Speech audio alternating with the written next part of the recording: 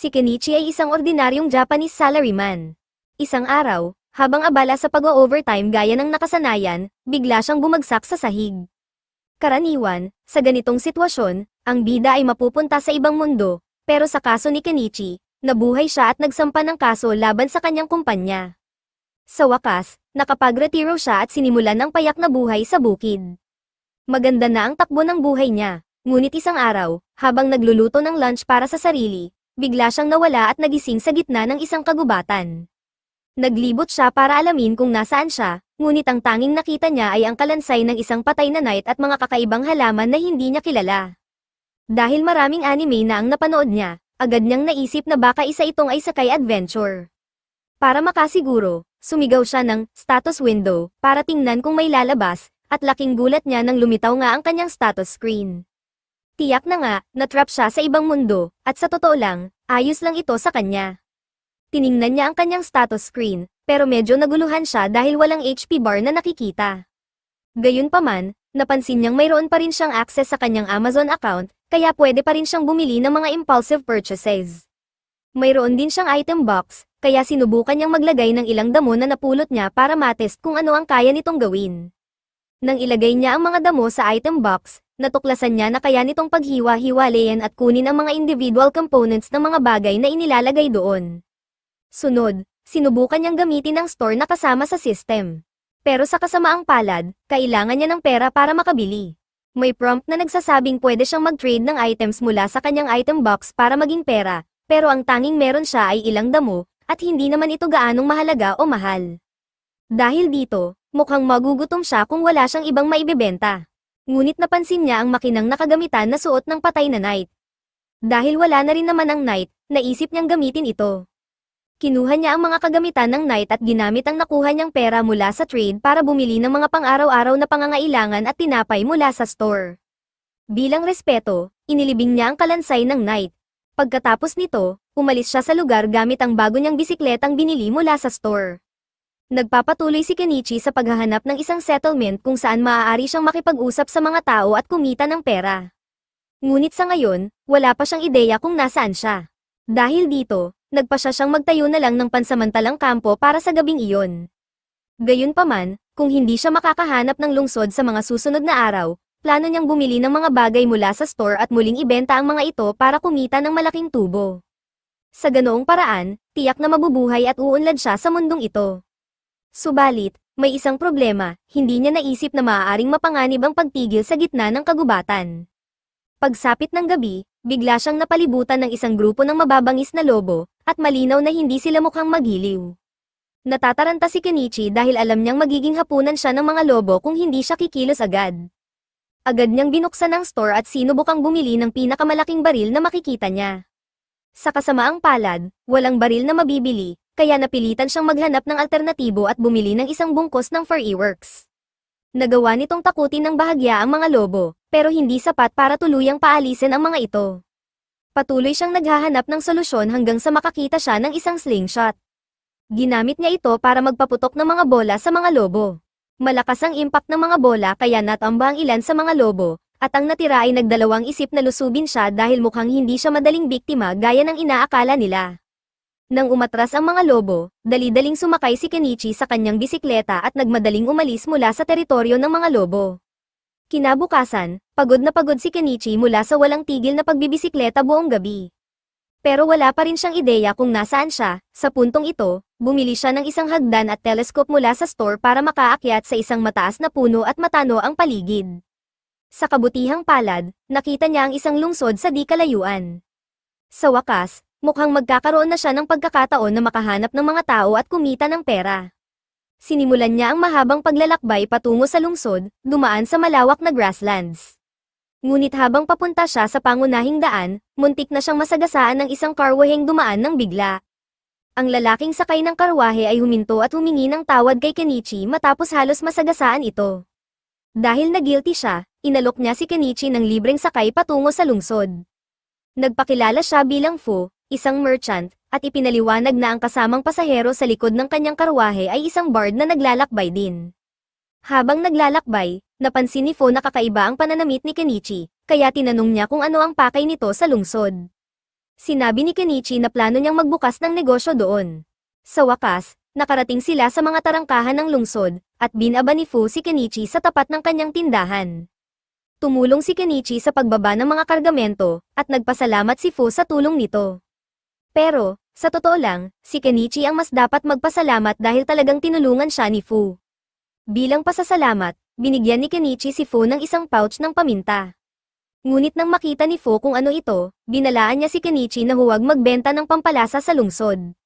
May isang spice mafia na tinatawag na boba, na may ganap na monopolyo sa spice market. Kung susubukan ni Kenichi na makipagkumpitensya, maaaring ipadala ng boba ang kanilang mga assassin para sa kanya. Nabigla si Kenichi na kahit simpleng pagbibenta ng mga paninda ay maaaring maging mapanganib. Lubos siyang nagpasalamat kay Fu sa babala nito, bagamat ayaw ni Fu na makuha ang atensyon ng boba. Dahil pribadong transaksyon lang ito sa pagitan nila ni Kenichi, nagpasya siyang bilhin ang paminta. Sinabi ni Kenichi na hindi na kailangang magbayad si Fu, ngunit iginiit nito na magbayad dahil ang isang merchant ay hindi tumatanggap ng anuman ng libre, dahil nangangahulugan ito ng pagkakautang ng pabor. Naiintindihan ni Kenichi ang paniniwalang ito kaya tinanggap niya ang bayad. Sa kabila ng pagbibigay ng diskwento ni Kenichi, nagulat siya dahil binayaran siya ni Fu ng mas malaki kaysa inaasahan. Ang pouch ng paminta na nagkakahalaga lang ng 1,000 yen ay binayaran ni Fu ng katumbas ng 100,000 yen. Matapos ang transaksyon, naglakad-lakad si Kenichi sa lungsod at natagpuan ng isang lokal na inn at kainan. Pumasok siya at sinalubong siya ng hostess na si Elia. Sinabi ni Kenichi na naghahanap siya ng matutuluyan, at masayang tinulungan siya ni Elia. Dinala siya nito sa front desk, kung saan ipinaliwanag na ang presyo ng isang kwarto ay isang copper coin, at kailangang bayaran ito ng paunang bayad. Binayaran ni Kenichi ang kinakailangang halaga para sa kwarto, ngunit kailangan pa niyang ilagay ang kanyang pangalan sa kontrata. Bigla niyang napagtanto na hindi niya alam kung paano magsulat gamit ang wika ng bansang ito. Napansin ni Elia ang kakaibang pananamit ni Kenichi kaya tinanong niya kung isa ba itong foreign ambassador. Ngunit ipinaliwanag ni Kenichi na narito lamang siya sa bayan dahil nais niyang magtayo ng sarili niyang negosyo. Masaya si Elia na suportahan ang pangarap ni Kenichi, ngunit sinabi niyang baka hindi siya tanggapin ng Merchant Guild.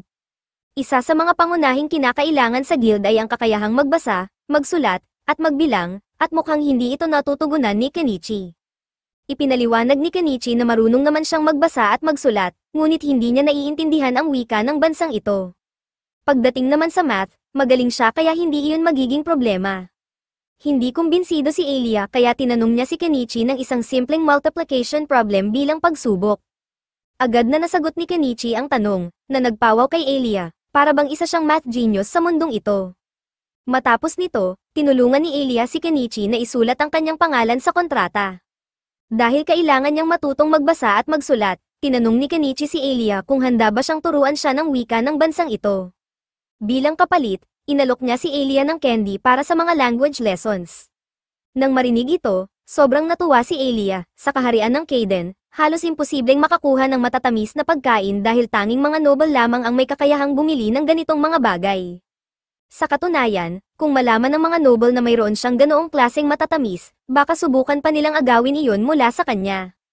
Ngunit desidido si Elia na huwag hayaang mangyari iyon.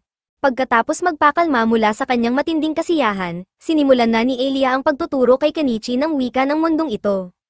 Sa kabutihang palad, mabilis niya itong natutunan dahil medyo kahawig ito ng katakana sa Japanese. Gayun din, ang sistema ng numero ay gumagamit ng decimal system, kaya't hindi nagtagal at natutunan ni Kenichi ang pagbasa at pagsulat ng perpekto.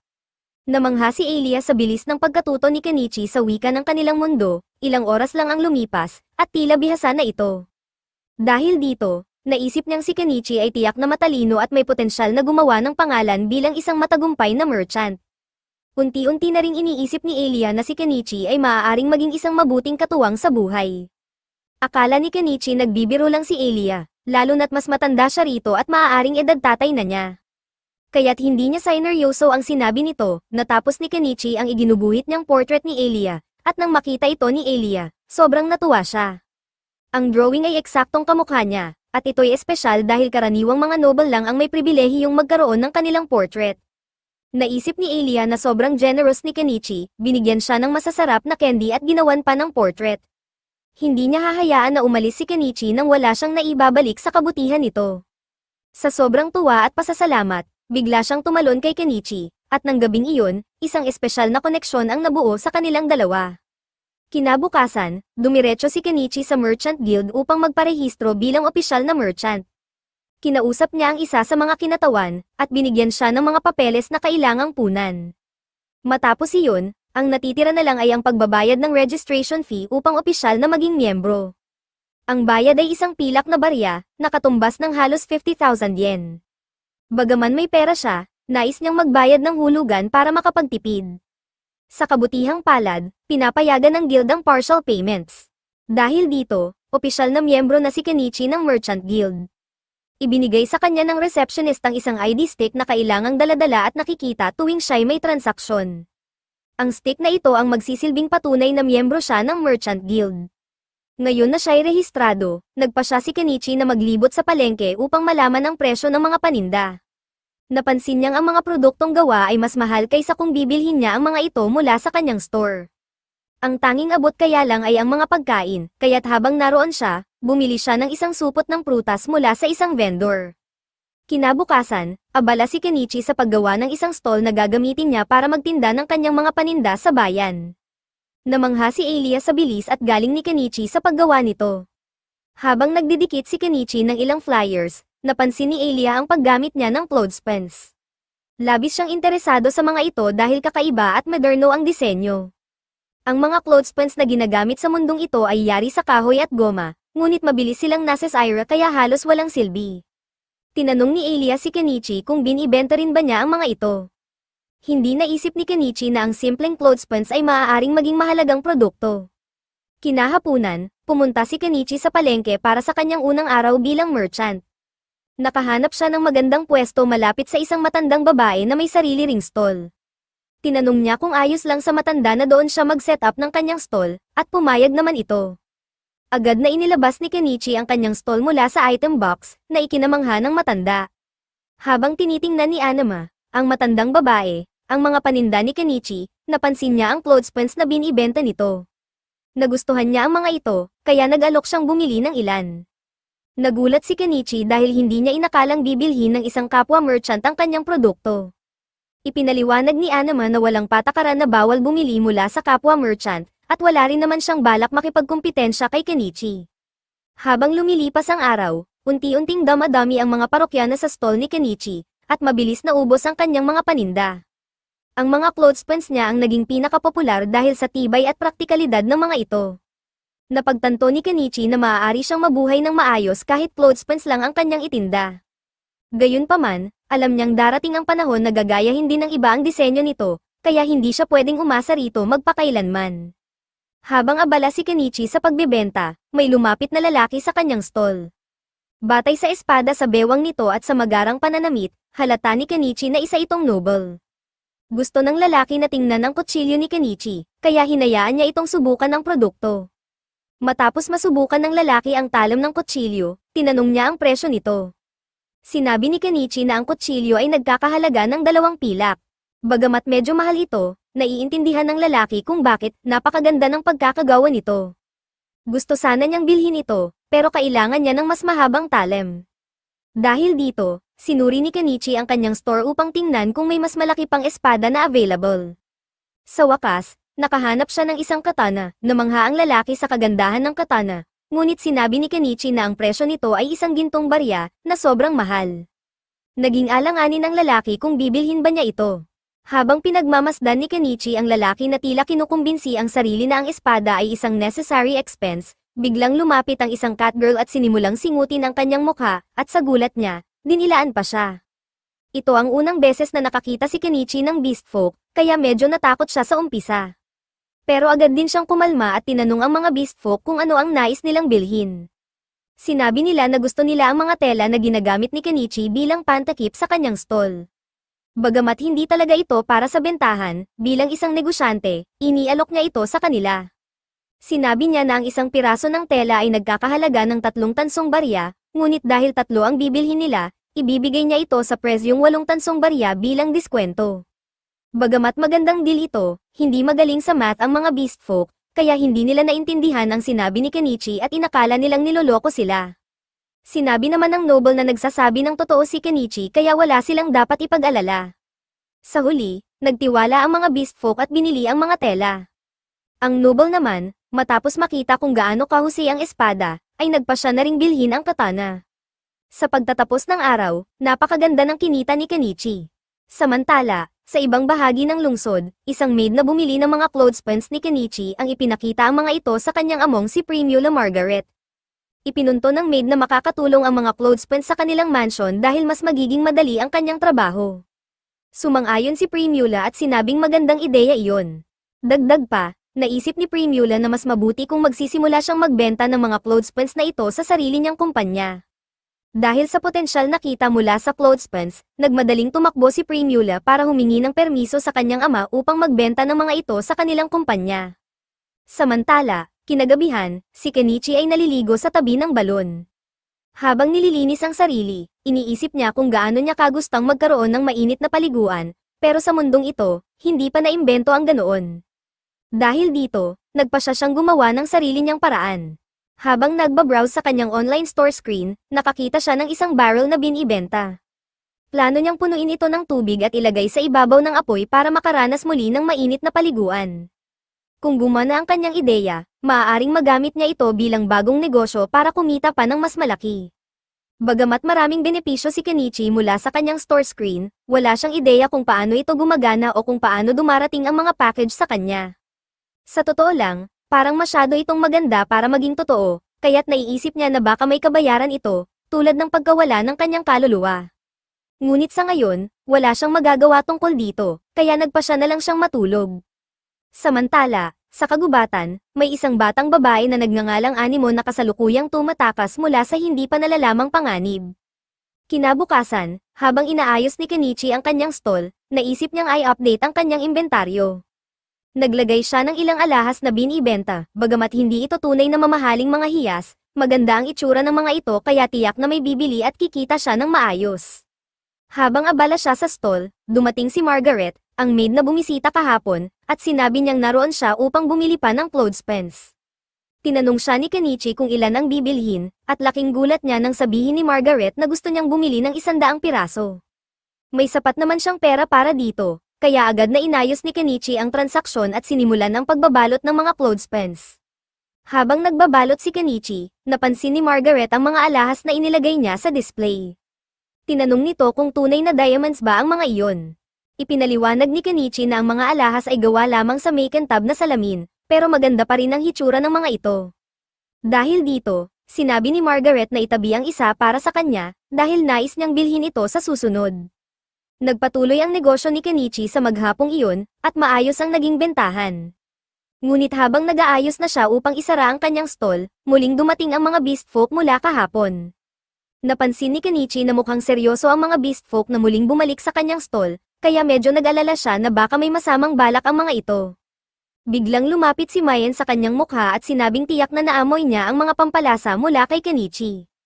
Agad namang nagdiwang ang iba pang beast folk at nakiusap kay Kenichi na ibenta sa kanila ang ilan sa kanyang mga spices. Subalit, nagdadalawang isip si Kenichi dahil sa narinig niyang babala tungkol sa Spice Syndicate. Wala siyang ideya kung paano gumagana ang organisasyong iyon o kung ano ang gagawin nila sakaling malaman nilang nagbebenta siya ng spices. Ayaw niyang isugal ang kanyang negosyo, kaya tumanggi siya sa kahilingan ng mga beast folk. Patuloy ang pakiusap ng grupo na gumawa siya ng espesyal na kaso para sa kanila, ngunit ang mga tao sa paligid ay nagpaliwanag na hindi makatarungan na asahan nila si Kenichi, isang baguhan, na isugal ang kanyang kabuhayan para sa kanilang kapakanan. Sa huli, naintindihan ng beast folk ang sitwasyon at tinanggap ang desisyon ni Kenichi. Bagamat hindi may benta ni Kenichi ang kanyang mga spices, naisip niyang hindi naman labag sa batas kung magbahagi siya ng pagkain sa kanila. Kaya't inimbitahan niya ang grupo na kumain kasama niya, ngunit kailangang sa labas ng bayan upang maiwasan ang anumang negatibong atensyon.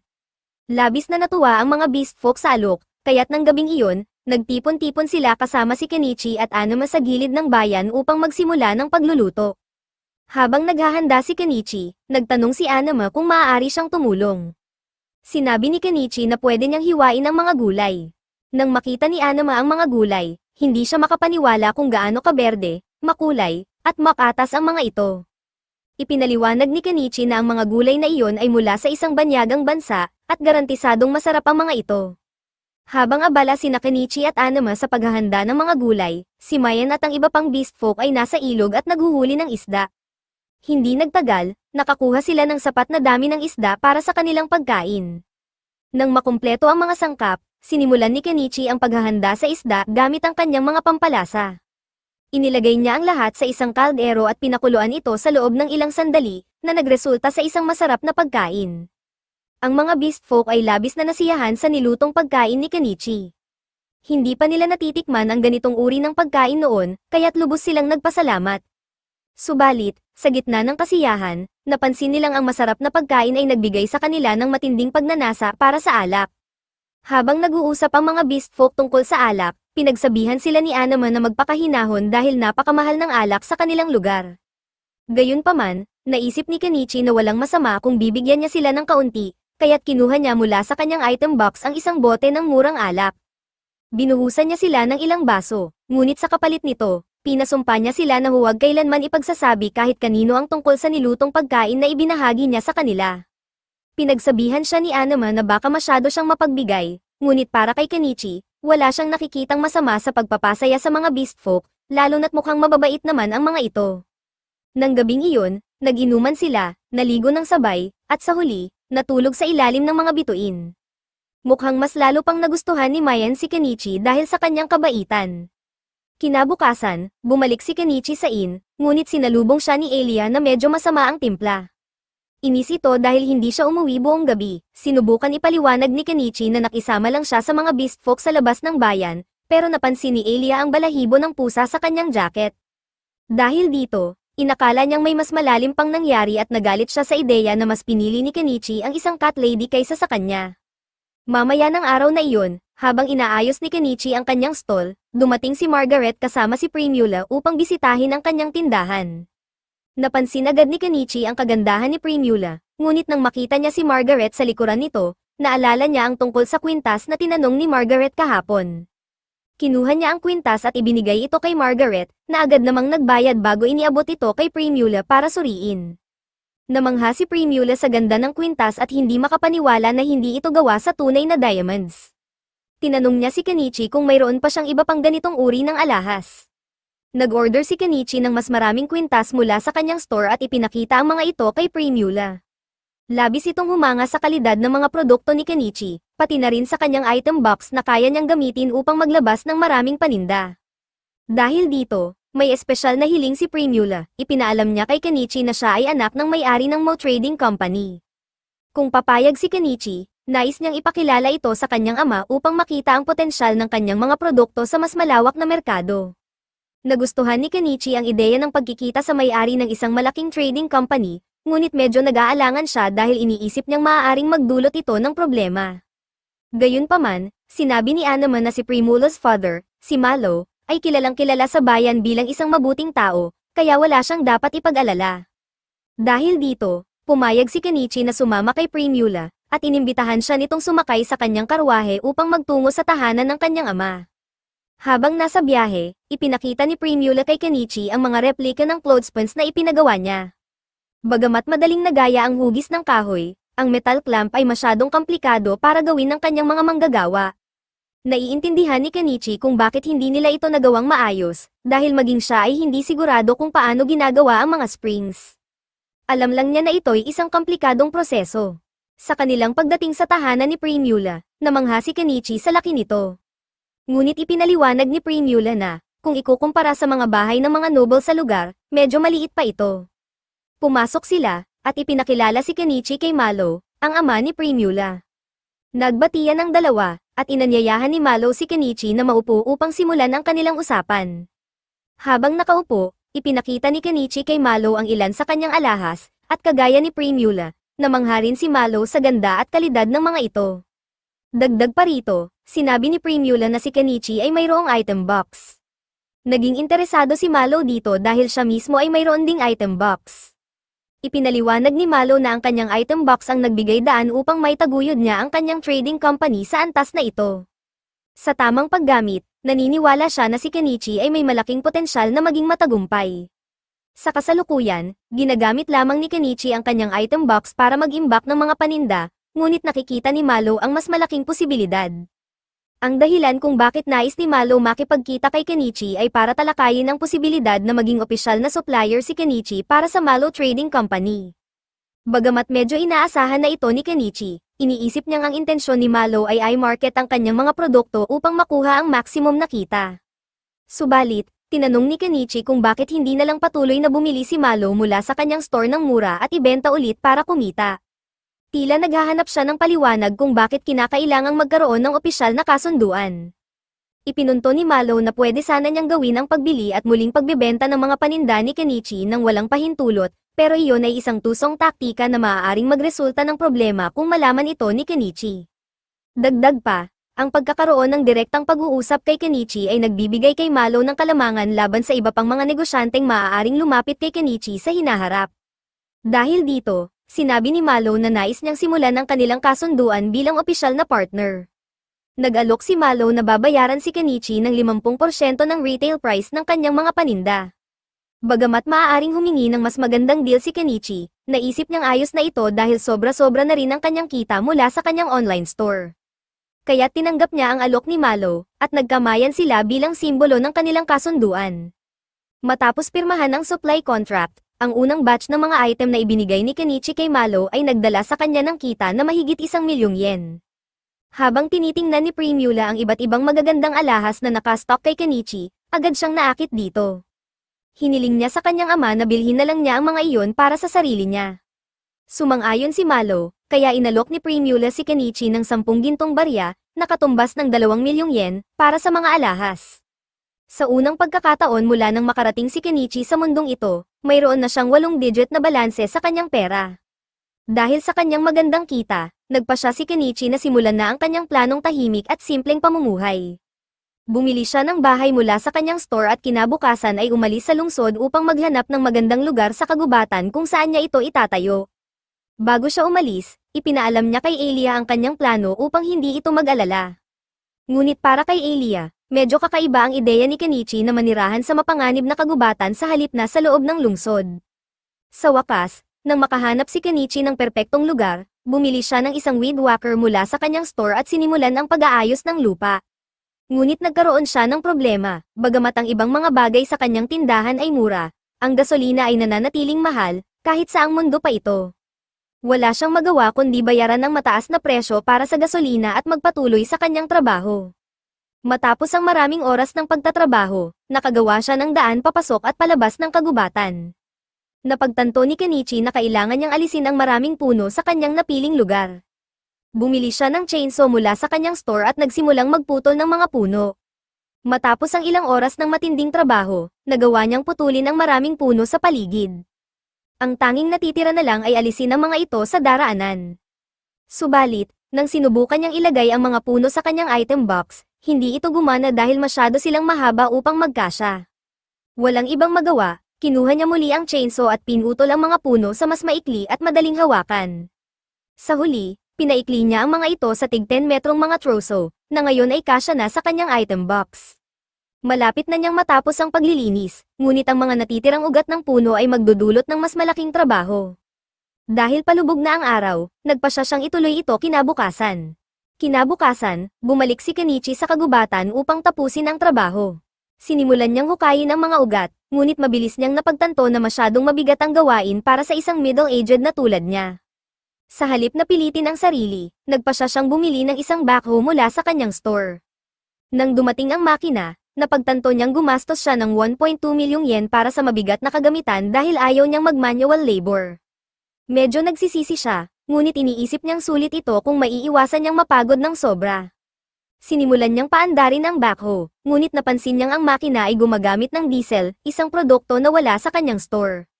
Biglang kinabahan si Kenichi dahil magiging malaking aksaya ang kanyang binili kung hindi niya ito magagamit. Habang nag-iisip ng solusyon, naisip niyang posibleng makagawa ng sariling diesel sa pamamagitan ng paghahalo ng kerosene at ilang additives. Ngunit nang sisimulan na niya, napagtanto niyang maaaring masira ang makina kung mali ang proporsyon ng halo. Kaya para makasiguro, sinubukan muna niya ang kanyang homemade diesel sa isang diesel generator. Matapos punan ng generator, sinubukan niya itong paandarin, at gumana ito ng maayos. Sa wakas, Alam niyang ligtas gamitin ang kanyang sariling diesel para sa backhoe. Dahil dito, nagpa siya siyang bumalik muli kinabukasan upang tapusin ang trabaho ng walang pag-aalala. Kinabukasan, napagtanto ni Kenichi na kailangan niyang harapin ang problema sa mga insekto sa kagubatan. Kaya pumunta siya sa isang lokal na tindahan ng mahika upang bumili ng bug repellent magic stones. Pagpasok niya sa tindahan, binati siya ng wizard na may-ari nito at tinanong kung saan siya nagmula dahil bago lamang siya sa lugar na iyon. Ipinaliwanag ni Kenichi na isa siyang dayuhan na kamakailan lang nagbukas ng tindahan sa bayan at naroon siya upang bumili ng mga bug repellent stones. Sinabi ng wizard na nagkakahalaga ang mga bato ng 3 pilak na barya, ngunit para kay Kenichi, medyo mahal ito. Sinubukan niyang makipagnegosasyon at inalok ang wizard ng 2 oranges kapalit ng pagbaba ng presyo. Hindi pa nakakita ang wizard ng oranges noon, kaya inakala niyang ito'y isang kakaibang prutas at pumayag na bigyan si Kenichi ng diskwento. Kinahapunan, kinausap ni Kenichi si Anama tungkol sa wizard, at sinabi nito na ang wizard ay isang matalinong tao at mabuting kaibigan. Taliwas ito sa wanted criminal na si Shaga, na ang mga wanted posters ay nakakalat sa buong bayan. Si Shaga ang pinuno ng isang kilalang grupong tulisan, kaya't malaki ang pabuya para sa kanyang pagkakahuli. Sa katunayan, nang gabing iyon, inorganisa ni Shaga ang isang pag-atake sa isang karwaheng may dalang mga alipin. Hindi pa malinaw kung ano ang plano niyang gawin sa kanila, ngunit malinaw na isa itong masamang balak. Kinabukasan, bumalik si Kenichi sa kagubatan upang gamitin ang kanyang backhoe. Ngayon, hindi na siya nagsisisi sa pagbili nito dahil hindi lamang nito napapadali ang kanyang trabaho, masaya rin itong gamitin.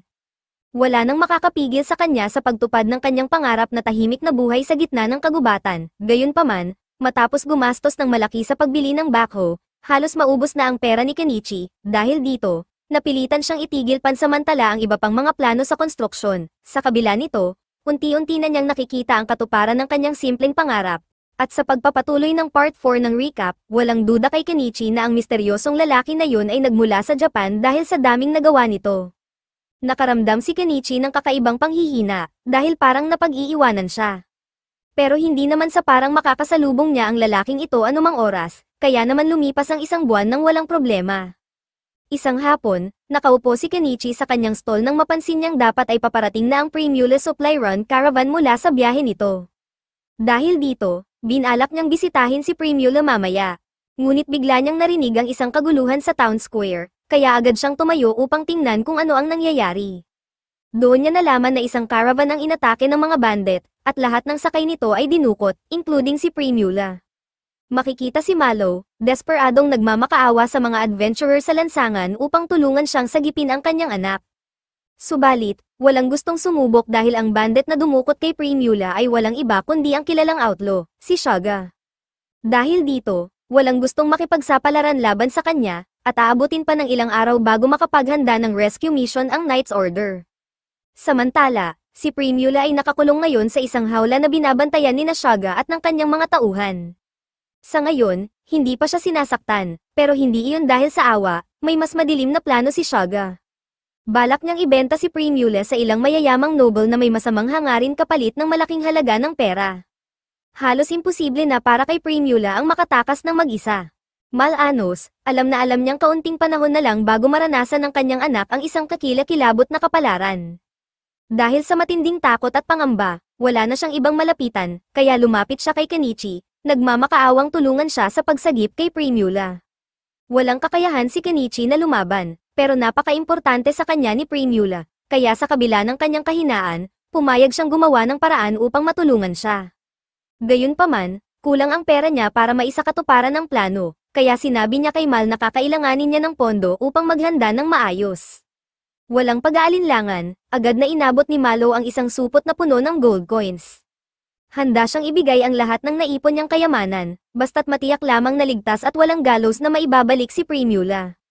Ipinabatid rin niya kay Kenichi na ang base of operations ni Shaga ay matatagpuan sa mga guho, 50 kilometro sa kanluran ng Dahlia. Malayo iyon, kaya kakailanganin ni Kenichi ng isang sasakyan upang makarating doon ng mabilis. Sinuri niya ang mga cars na available sa kanyang tindahan at sa huli, napagdesisyonan niyang bumili ng truck. Bago niya ito gawin, agad niyang binalaan ang lahat na gagamit siya ng summon ng magic, kaya't dapat silang lumayo. Pagkatapos, gumawa siya ng isang katawa-tawang chant upang linlangin ang lahat, ipinapakita niyang totoong summon ng magic ang ginagawa niya. Sa sandaling lumitaw ang kanyang truck, mabilis siyang umakyat dito at sumigaw, tinatanong kung mayroong sino mang handang sumama sa kanya sa labanan. Malaki ang bounty sa ulo ni Shaga, kaya kung magtatagumpay sila sa pagpapatamba sa kanya, magkakaroon ng malaking gantimpala ang lahat ng makikilahok sa misyon. Kahit na mukhang napakaengganyo ng alok ni Kenichi, wala ni isa mang sumama sa kanya, dahil masyadong mapanganib si Shaga. Dahan-daang nagsisimulang mag-alala si Kenichi, mukhang wala siyang ibang pagpipilian kundi gawin ito mag-isa. Ngunit sa hindi inaasahang pagkakataon, lumapit sa kanya ang bobcat na kanyang iniligtas noong nakaraang buwan. Kahit na hindi siya marunong makipag-usap sa mga pusa, halata sa kilos ng bobcat na nais nitong tumulong sa kanya. At hindi lang iyon, nang pag-usapan ang tungkol sa mga pusa, Miley at ang iba pang beast folk ay lumapit rin kay Kenichi. May utang na loob pa rin sila sa kanya dahil sa lahat ng tulong na ibinigay niya noon, kaya't handa silang makiisa sa laban. Labis ang pasasalamat ni Kenichi na mayroon siyang mga kakampi. Dahil dito, nagdesisyon siyang ihanda sila para sa paparating na labanan. Bumili siya ng isang compound bow para kay Melly, pati na rin isang axe at ilang swords para sa mga kapatid ni M. Ngunit bago pa man niya matapos ang paghahanda, may narinig siyang isang boses na nagsasabing gusto rin nitong tumulong. Nang tumingin siya pababa, nakita niya ang isang maliit na figura, si Norse Paul, nakatayo roon, handang sumama sa kanya. Mas nakahinga ng maluwag si Kenichi nang malamang may isang experienced knight na sasama sa kanila. Ngunit nagtataka siya kung bakit naroon lang si Norpa sa bayan, suot ang kanyang buong suit of armor. Ipinaliwanag ni Paul na kakagawa lang ng bago niyang sword gamit ang steel na ibinigay ni Kenichi, kaya buong araw na siyang naghahanap ng pagkakataon upang subukan ito. At ano pa nga ba ang mas perpektong paraan para magamit ito kundi sa pagpuksa ng mga bandit? Maya-maya, isa pang tao ang naghayag ng kagustuhang sumama sa kanila, ang may-ari ng magic shop. Ngunit tinangka siyang pigilan ni Kenichi, sinasabing masyado ng delikado para sa isang old-timer na tulad niya. Ngunit napangiti lamang ang old man at ibinunyag na isa siyang dating mage noong kabataan niya. Bagaman matanda na siya ngayon, ang kanyang fire spells ay kasing lakas pa rin ng dati. Dahil dito, napagtanto ni Kenichi na magiging malaking tulong ang matanda sa laban, kaya pinayagan niya itong sumama. Ngunit biglang nagsalita si Anama, nais rin niyang sumama. Muling tinangka ni Kenichi na pigilan siya, dahil wala naman talaga siyang maiaambag sa isang laban. Ngunit iginiit ni Anama na kahit hindi siya marunong lumaban, maaari pa rin siyang magbigay ng moral support at magluto ng pagkain para sa grupo. Nangako rin siya na tatakbo siya palayo sa sandaling magsimula ang labanan, kaya hindi kailangang alalahanin ni Kenichi ang kanyang kaligtasan. Dahil dito, sa huli ay pumayag si Kenichi na isama si Anama para sa moral support. Ngunit nang sabihin ni Malo na nais rin niyang sumama, dito na nagtakda ng limitasyon si Kenichi. Mahigpit niyang sinabi kay Malo na manatili sa bayan at hintayin na lamang ang ligtas na pagbabalik ni Primula. Sa huling pagkakataon, muling tinanong ni Kenichi kung may iba pa bang nais sumama sa kanila. Ngunit ang natitirang mga tao ay masyadong takot kay Shaga, kaya unti-unting lumayo ang karamihan hanggang sa tuluyang maglaho ang mga tao sa paligid. Mukhang siyam lang sila ang gagawa ng misyong ito, kaya bago sila umalis, nagtungo muna si Kenichi sa guild upang magparehistro bilang isang adventurer. Kasabay nito, opisyal niyang inanunsyo ang kanyang pagtugis sa bounty ni Shaga. Matapos ang lahat ng paghahanda, umalis na ang grupo sakay ng truck ni Kenichi. Habang papaalis sila ng lungsod, ang mga taong masyadong duwag upang lumaban ay nagsimulang pagtawanan at latin si Kenichi. Iniisip nila na wala siyang balak talagang labanan si Shaga at tatakbo lang siya dala ang perang ibinigay ni Malo.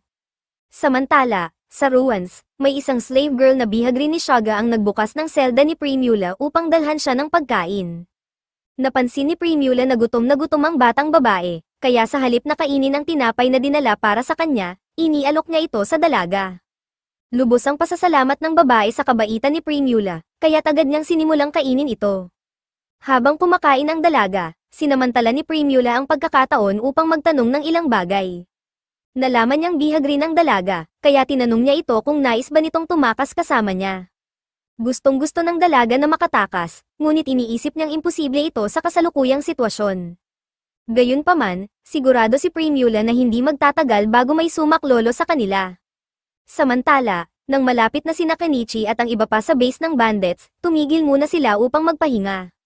Matapos nilang kumain, pinaupo ni Kenichi ang lahat upang simulan ang kanilang strategy meeting.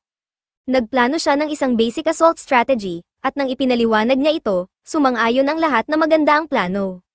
Dahil dito, agad silang pamwesto ayon sa kani-kanilang roles. Si Miley ang unang isinugo upang magsagawa ng recon. Upang manatiling konektado sa kanya, gumamit si Kenichi ng mga radios na binili niya. Ngunit upang hindi mahirapan sa pagpapaliwanag kay Miley, sinabi na lang niya na isa itong magic device na nagpapahintulot sa kanila na mag-usap kahit malayo ang isa't isa. Ngayon na nasa tamang posisyon na si Miley bilang scout, sumakay na sina Kenichi at ang iba pa sa truck upang simulan ang kanilang pag-atake. Si Anama ay naiwan sa likod para sa kanyang kaligtasan, dahil walang kasiguraduhan kung mananalo sila sa laban. Bilang panigurado, inutusan ni Kenichi si Anama na makipag-ugnayan sa Adventurers Guild kung sakaling hindi sila makabalik sa loob ng isang araw. Pagsapit ng hating gabi, humingi si Kenichi ng status update kay Miley tungkol sa mga bandit. Ayon kay Miley, kasalukuyang nagsasaya ang karamihan sa mga bandit, at halos lahat sa kanila ay langgo sa alak. Dahil dito, ito na ang perpektong pagkakataon para umatake. Ngunit bago sila sumugod, lumapit ang isa sa mga beast folk kay Kenichi at iniabot sa kanya ang isang walnut. Tinanong ni Kenichi kung ano ito, kaya ipinaliwanag ng beastman na ito ay isang pil na makakatulong sa kanya upang hindi niya masyadong isipin ang katotohanang kailangan niyang pumatay ng tao. Para kay Kenichi, sapat na ang paliwanag na iyon, kaya kinagat niya ang pil, at agad siyang dinala nito sa pinaka-wild na hallucination trip ng kanyang buhay. Halos hindi na niya alam ang nangyayari, ngunit naalala niyang may misyon siyang dapat gawin. Kaya, umupo siya sa driver's seat at nagsimulang magmaneho na parang isang baliw sa gitna ng kagubatan. Samantala, sa bandit camp, abala pa rin sa kasiyahan ang lahat ng bandit. Bigla, dalawang bandit ang napansin ng papalapit na truck. Ngunit bago pa sila makapagsalita, binaril sila sa ulo ni Miley. Ngayon, kailangan nilang makapasok sa castle gate, kaya umakyat ang old man sa bubong ng truck at nagsagawa ng isang explosion spell, na diretsyong bomb utis sa gate. Sa puntong ito, nasa high alert na ang buong bandit camp, ngunit huli na ang lahat. Nakapagpasok na sina Kenichi at ang iba pa sa loob ng kampo, handa na silang tapusin ang misyon. Dahil sa sobrang pag-inom ng alak ng mga bandit bago ang pagsalakay, langgo silang lahat at wala silang suot na armor. Dahil dito, si Millie at ang kanyang mga kapatid ay madaling natanggalan ng buhay ang unang ilang bandit na lumapit sa kanila. Pagkatapos, lumabas mula sa truck si Embol, na excited na gamitin ang kanyang bagong sword at paliguan ito sa dugo ng kanyang mga kaaway. Habang pinapanood ni Kenichi ang lakas ni Embol, sobrang humanga siya rito kaya sandali siyang na-distract. Dahil dito, sinubukan ng isang bandit na saksakin siya sa likod, ngunit sa huling sandali, dumating ang bobcat at sinagip siya bago pa siya mapatay. Maya-maya, mas marami pang bandit ang nagsimulang lumitaw mula sa ruins, kaya nagdesisyon si Kenichi na gumamit ng mas mabibigat na sandata, isinummon niya ang kanyang backhoe upang durugin sila ng sabay-sabay. Patuloy na nakikipaglaban ang beast folk, ginagawa ang lahat upang mapatay ang mas maraming bandit hanggat maaari. Samantala, si Norse Ball ay abala sa pagpapakita ng kanyang napakalaking kalamangan laban sa mga bandit, habang si Kenichi naman ay walang awang pinaglalaruan ang mga bandit gamit ang kanyang backhoe. Sa sobrang kasabikan, hindi sinasadyang batasin ni Kenichi ang isang bahagi ng pader, at sa kanyang gulat, tumambad sa kanya ang isang silid na puno ng mga bihag ng mga bandit. Agad niyang sinuri kung kasama si Primula sa mga bihag, ngunit sa kanyang matinding pagkabigla, wala siya roon. Doon niya napagtanto na inabangan na ni Shaga ang kanilang rescue mission, at upang matiyak na hindi nila siya maaagaw, hawak niya si Primula bilang bihag sa tuktok ng isang tower. Sa kabila ng panganib, nakahinga ng maluwag si Primula nang makita niyang talagang dumating si Kenichi upang iligtas siya. Ngunit kabaligtaran ang nararamdaman ni Shaga, labis siyang natatakot.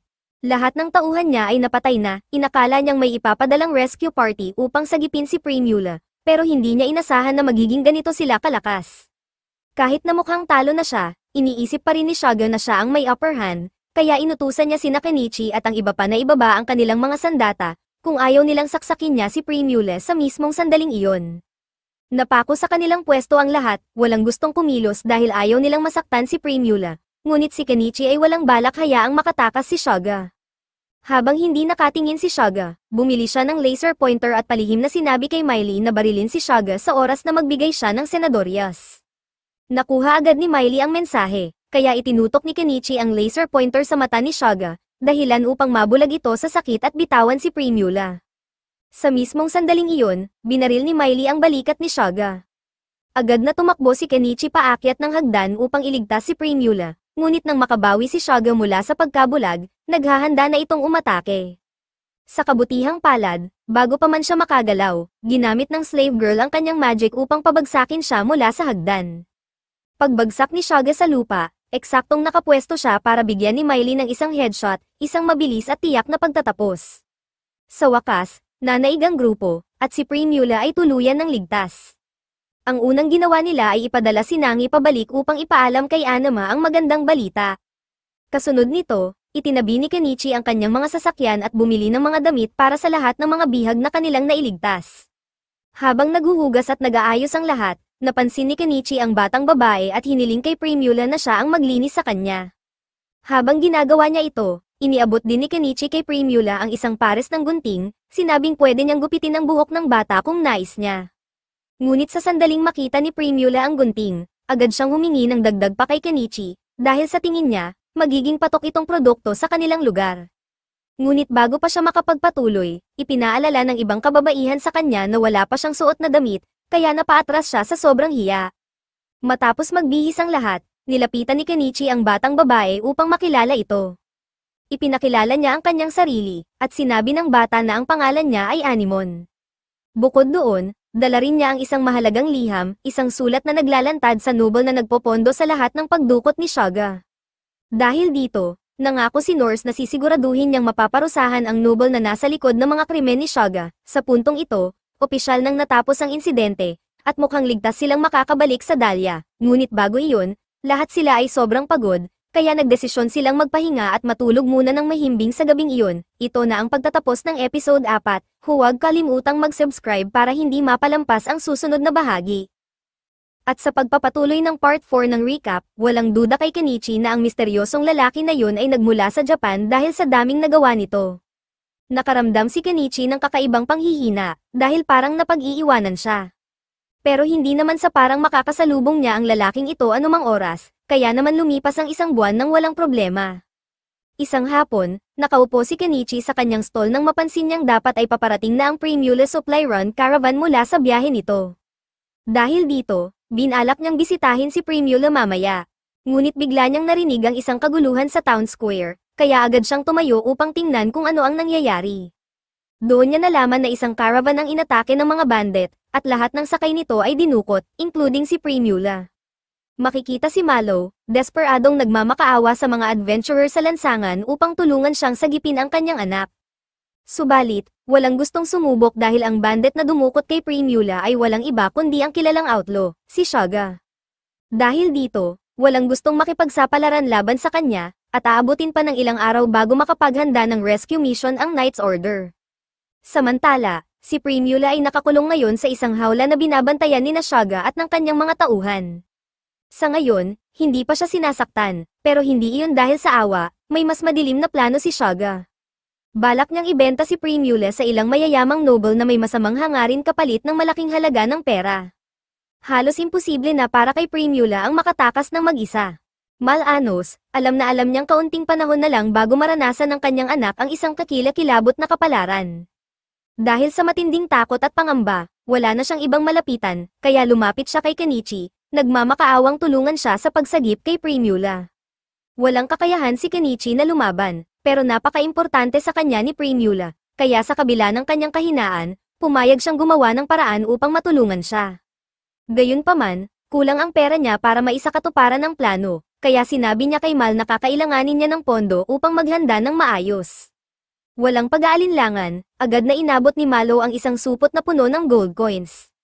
Handa siyang ibigay ang lahat ng naipon niyang kayamanan, basta't matiyak lamang na ligtas at walang gallows na maibabalik si Primula. Ipinabatid rin niya kay Kenichi na ang base of operations ni Shaga ay matatagpuan sa mga guho, 50 kilometro sa kanluran ng Dahlia. Malayo iyon, kaya kakailanganin ni Kenichi ng isang sasakyan upang makarating doon ng mabilis. Sinuri niya ang mga cars na available sa kanyang tindahan at sa huli, napagdesisyonan niyang bumili ng truck.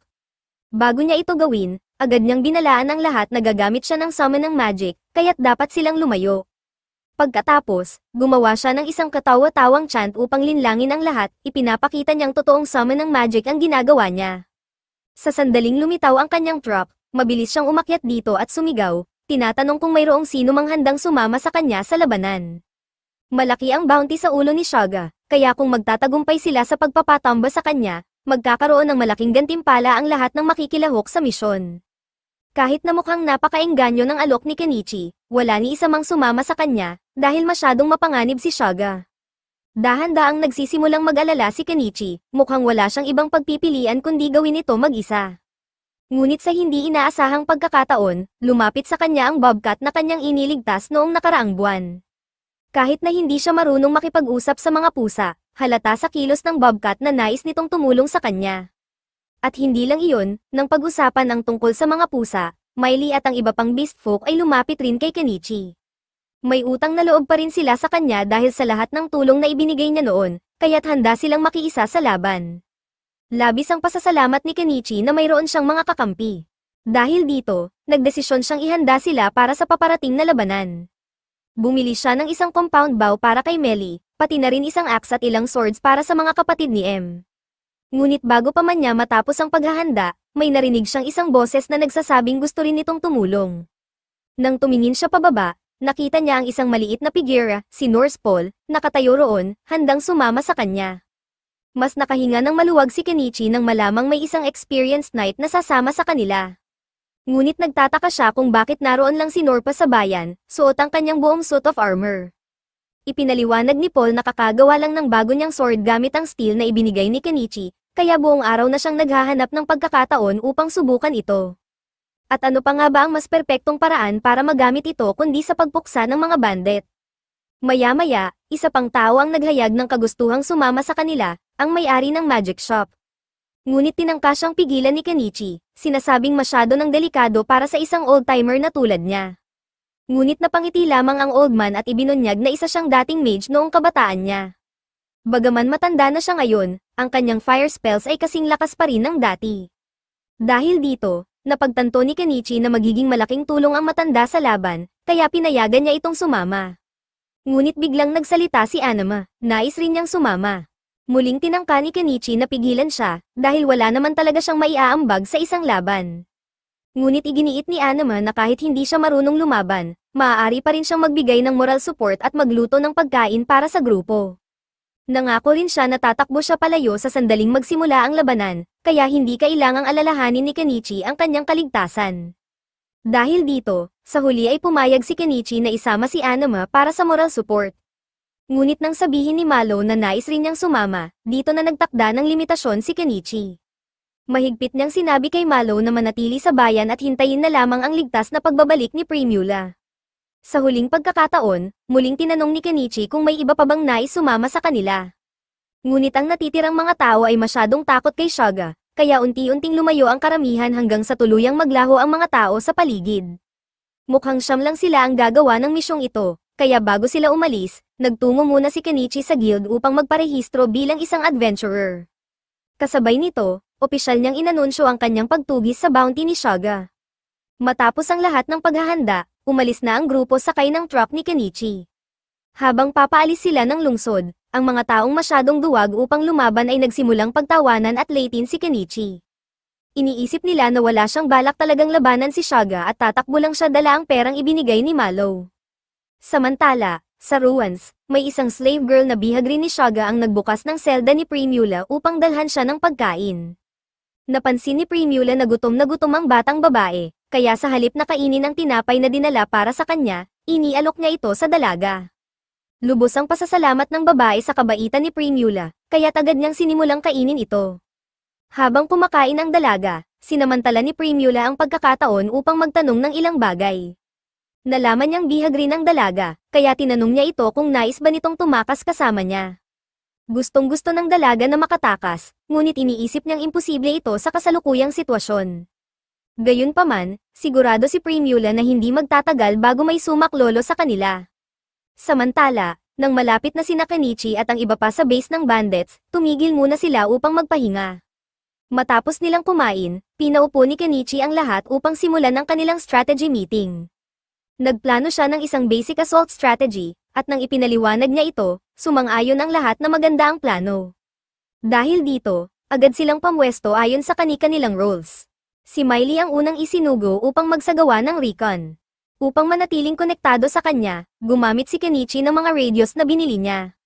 Ngunit upang hindi mahirapan sa pagpapaliwanag kay Miley, sinabi na lang niya na isa itong magic device na nagpapahintulot sa kanila na mag-usap kahit malayo ang isa't isa. Ngayon na nasa tamang posisyon na si Miley bilang scout, sumakay na sina Kenichi at ang iba pa sa truck upang simulan ang kanilang pag-atake. Si Anama ay naiwan sa likod para sa kanyang kaligtasan, dahil walang kasiguraduhan kung mananalo sila sa laban. Bilang panigurado, inutusan ni Kenichi si Anama na makipag-ugnayan sa Adventurers Guild kung sakaling hindi sila makabalik sa loob ng isang araw. Pagsapit ng hating gabi, humingi si Kenichi ng status update kay Miley tungkol sa mga bandit. Ayon kay Miley, kasalukuyang nagsasaya ang karamihan sa mga bandit, at halos lahat sa kanila ay langgo sa alak. Dahil dito, ito na ang perpektong pagkakataon para umatake. Ngunit bago sila sumugod, lumapit ang isa sa mga beast folk kay Kenichi at iniabot sa kanya ang isang walnut. Tinanong ni Kenichi kung ano ito, kaya ipinaliwanag ng beastman na ito ay isang pil na makakatulong sa kanya upang hindi niya masyadong isipin ang katotohanang kailangan niyang pumatay ng tao.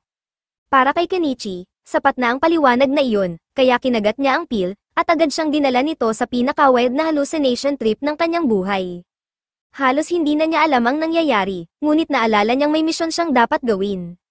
Kaya, umupo siya sa driver's seat at nagsimulang magmaneho na parang isang baliw sa gitna ng kagubatan. Samantala, sa bandit camp, abala pa rin sa kasiyahan ang lahat ng bandit. Bigla, dalawang bandit ang napansin ng papalapit na truck. Ngunit bago pa sila makapagsalita, binaril sila sa ulo ni Miley.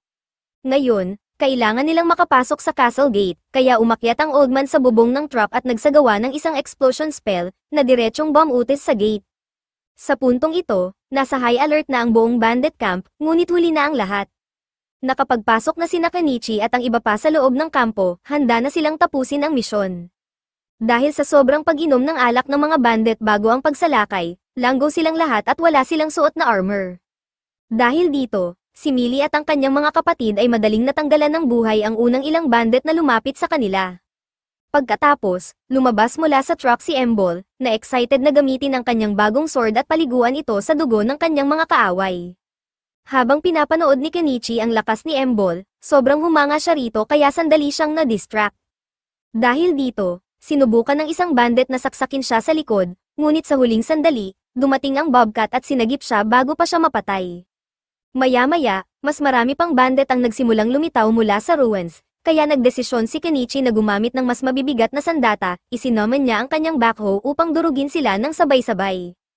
Patuloy na nakikipaglaban ang beast folk, ginagawa ang lahat upang mapatay ang mas maraming bandit hanggat maaari. Samantala, si Norse Ball ay abala sa pagpapakita ng kanyang napakalaking kalamangan laban sa mga bandit, habang si Kenichi naman ay walang awang pinaglalaruan ang mga bandit gamit ang kanyang backhoe. Sa sobrang kasabikan, hindi sinasadyang batasin ni Kenichi ang isang bahagi ng pader, at sa kanyang gulat, tumambad sa kanya ang isang silid na puno ng mga bihag ng mga bandit. Agad niyang sinuri kung kasama si Primula sa mga bihag, ngunit sa kanyang matinding pagkabigla, wala siya roon. Doon niya napagtanto na inabangan na ni Shaga ang kanilang rescue mission, at upang matiyak na hindi nila siya maaagaw, hawak niya si Primula bilang bihag sa tuktok ng isang tower. Sa kabila ng panganib, nakahinga ng maluwag si Primula nang makita niyang talagang dumating si Kenichi upang iligtas siya. Ngunit kabaligtaran ang nararamdaman ni Shaga, labis siyang natatakot. Lahat ng tauhan niya ay napatay na, inakala niyang may ipapadalang rescue party upang sagipin si Primula, pero hindi niya inasahan na magiging ganito sila kalakas. Kahit na mukhang talo na siya, iniisip pa rin ni Shaga na siya ang may upper hand, kaya inutusan niya sina Kenichi at ang iba pa na ibaba ang kanilang mga sandata, kung ayaw nilang saksakin niya si Primula sa mismong sandaling iyon. Napako sa kanilang pwesto ang lahat, walang gustong kumilos dahil ayaw nilang masaktan si Primula, ngunit si Kenichi ay walang balak hayaang makatakas si Shaga. Habang hindi nakatingin si Shaga, bumili siya ng laser pointer at palihim na sinabi kay Miley na barilin si Shaga sa oras na magbigay siya ng senadoryas.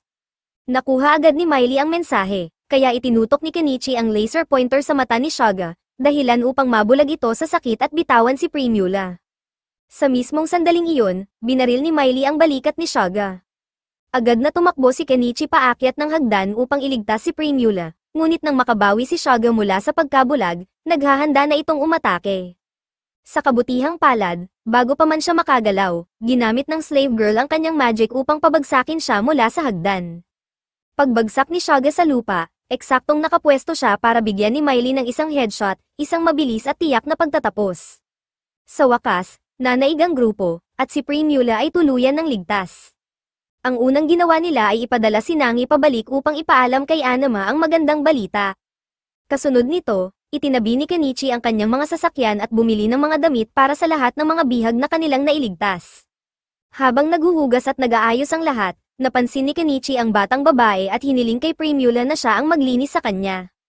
Habang ginagawa niya ito, iniabot din ni Kenichi kay Primula ang isang pares ng gunting, sinabing pwede niyang gupitin ang buhok ng bata kung nais niya. Ngunit sa sandaling makita ni Primula ang gunting, agad siyang humingi ng dagdag pa kay Kenichi, dahil sa tingin niya, magiging patok itong produkto sa kanilang lugar. Ngunit bago pa siya makapagpatuloy, ipinaalala ng ibang kababaihan sa kanya na wala pa siyang suot na damit, kaya napaatras siya sa sobrang hiya. Matapos magbihis ang lahat, nilapitan ni Kenichi ang batang babae upang makilala ito. Ipinakilala niya ang kanyang sarili, at sinabi ng bata na ang pangalan niya ay Anemon. Bukod doon, dala rin niya ang isang mahalagang liham, isang sulat na naglalantad sa noble na nagpopondo sa lahat ng pagdukot ni Shaga. Dahil dito, nangako si Norse na sisiguraduhin niyang mapaparusahan ang noble na nasa likod ng mga krimen ni Shaga. Sa puntong ito, opisyal nang natapos ang insidente, at mukhang ligtas silang makakabalik sa Dahlia. Ngunit bago iyon, lahat sila ay sobrang pagod, kaya nagdesisyon silang magpahinga at matulog muna ng mahimbing sa gabing iyon. Kinaumagahan, ipinagmaneho ni Kenichi ang lahat pabalik sa bayan. Sa kanilang pagdating, ang mga tao sa bayan ay sabik na naghihintay upang makita kung nagtagumpay nga ba si Kenichi. Habang dahan-daang pumaparada ang kanyang truck sa town square, agad na bumaba si Primula at patakbong niyakap ang kanyang ama, lubos na natutuwa na makita itong muli. Habang nagkakaroon ng masayang muling pagkikita ang mag-ama, napansin naman ni Malo ang suot na damit ni Primula. Napakaganda at mataas ang kalidad nito, kaya't buong pagmamalaki niyang sinabi na si Kenichi ang nagbigay nito sa kanya. Dahil dito, parehong nagkaroon ng parehong ideya sina Malo at Primula tungkol kay Kenichi. Sa kabilang banda, hindi pa rin lubos na nakakapagpasalamat si Malo kay Kenichi, kaya lumapit siya rito at taus-pusong nagpahayag ng kanyang pasasalamat sa pagtulong upang maibalik si Primula ng ligtas. Habang naroon na rin siya, tinanong na rin niya si Kenichi kung nakuha ba nito ang lahat ng mga gamit na ninakaw ni Shaba at ng kanyang grupo. Agad namang sumagot si Kenichi at sinabing inilagay niya ang lahat ng loot sa kanyang item box. Ngunit, ang loot na tinutukoy rito ay hindi tulad ng inaasahan ni Malo, dahil ang laman ng item box ni Kenichi ay isang tumpok ng pugot na ulo. Sa mga guho bago sila bumalik sa bayan, sinabi ng mga beast folk kay Kenichi na kailangang pugutan ng ulo ang lahat ng mga bandido. Si Shaba at ang kanyang grupo ay kilalang kilala sa pagiging mga kriminal, kaya't may malaking bounty sa kanilang mga ulo. Ngunit upang makuha ito, kailangang ipakita ni Kenichi ang ulo ni Shaba bilang patunay na patay na ito. Gayunpaman, hindi magtatagal at magsisimulang mang-amoy ang lahat ng mga ulong dala niya, kaya't mas mabuti kung mananatili ang mga ito sa kanyang item box upang mapanatili ang kalinisan at hindi makabahala sa paligid. Ito ay isa sa mga pinaka-nakakagimbal na bagay na kailangang gawin ni Kenichi, ngunit wala siyang ibang pagpipilian. Kaya't sinimulan niyang ipasok ang mga pugot na ulo sa kanyang item box. Habang ginagawa niya ito, kinuha na rin niya ang lahat ng ninakaw ng mga bandido, kabilang ang isang bag na naglalaman ng 100 gold coins at iba pang mahahalagang gamit. Bukod pa rito, isinama rin ni Kenichi ang lahat ng kababaihan na naging bihag ni Shaga. Gayunpaman, hindi niya alam kung ano ang gagawin sa kanila. Bago sila bumalik sa Dahlia, tinanong niya ang mga babae kung gusto nilang ibalik sila sa kanilang mga nayon.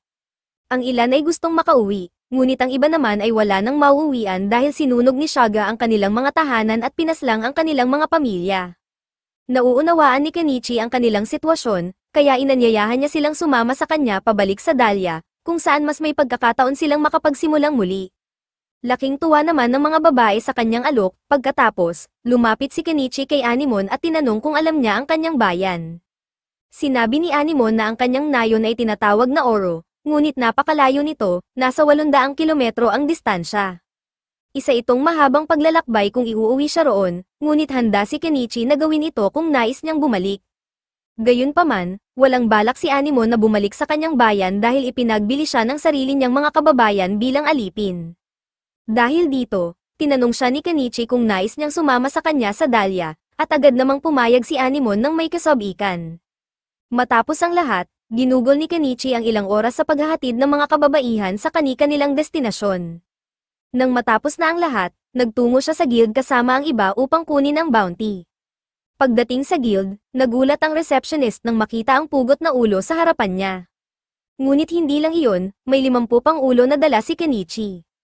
Kaya't isa-isa niyang inilabas ang mga ito mula sa kanyang storage.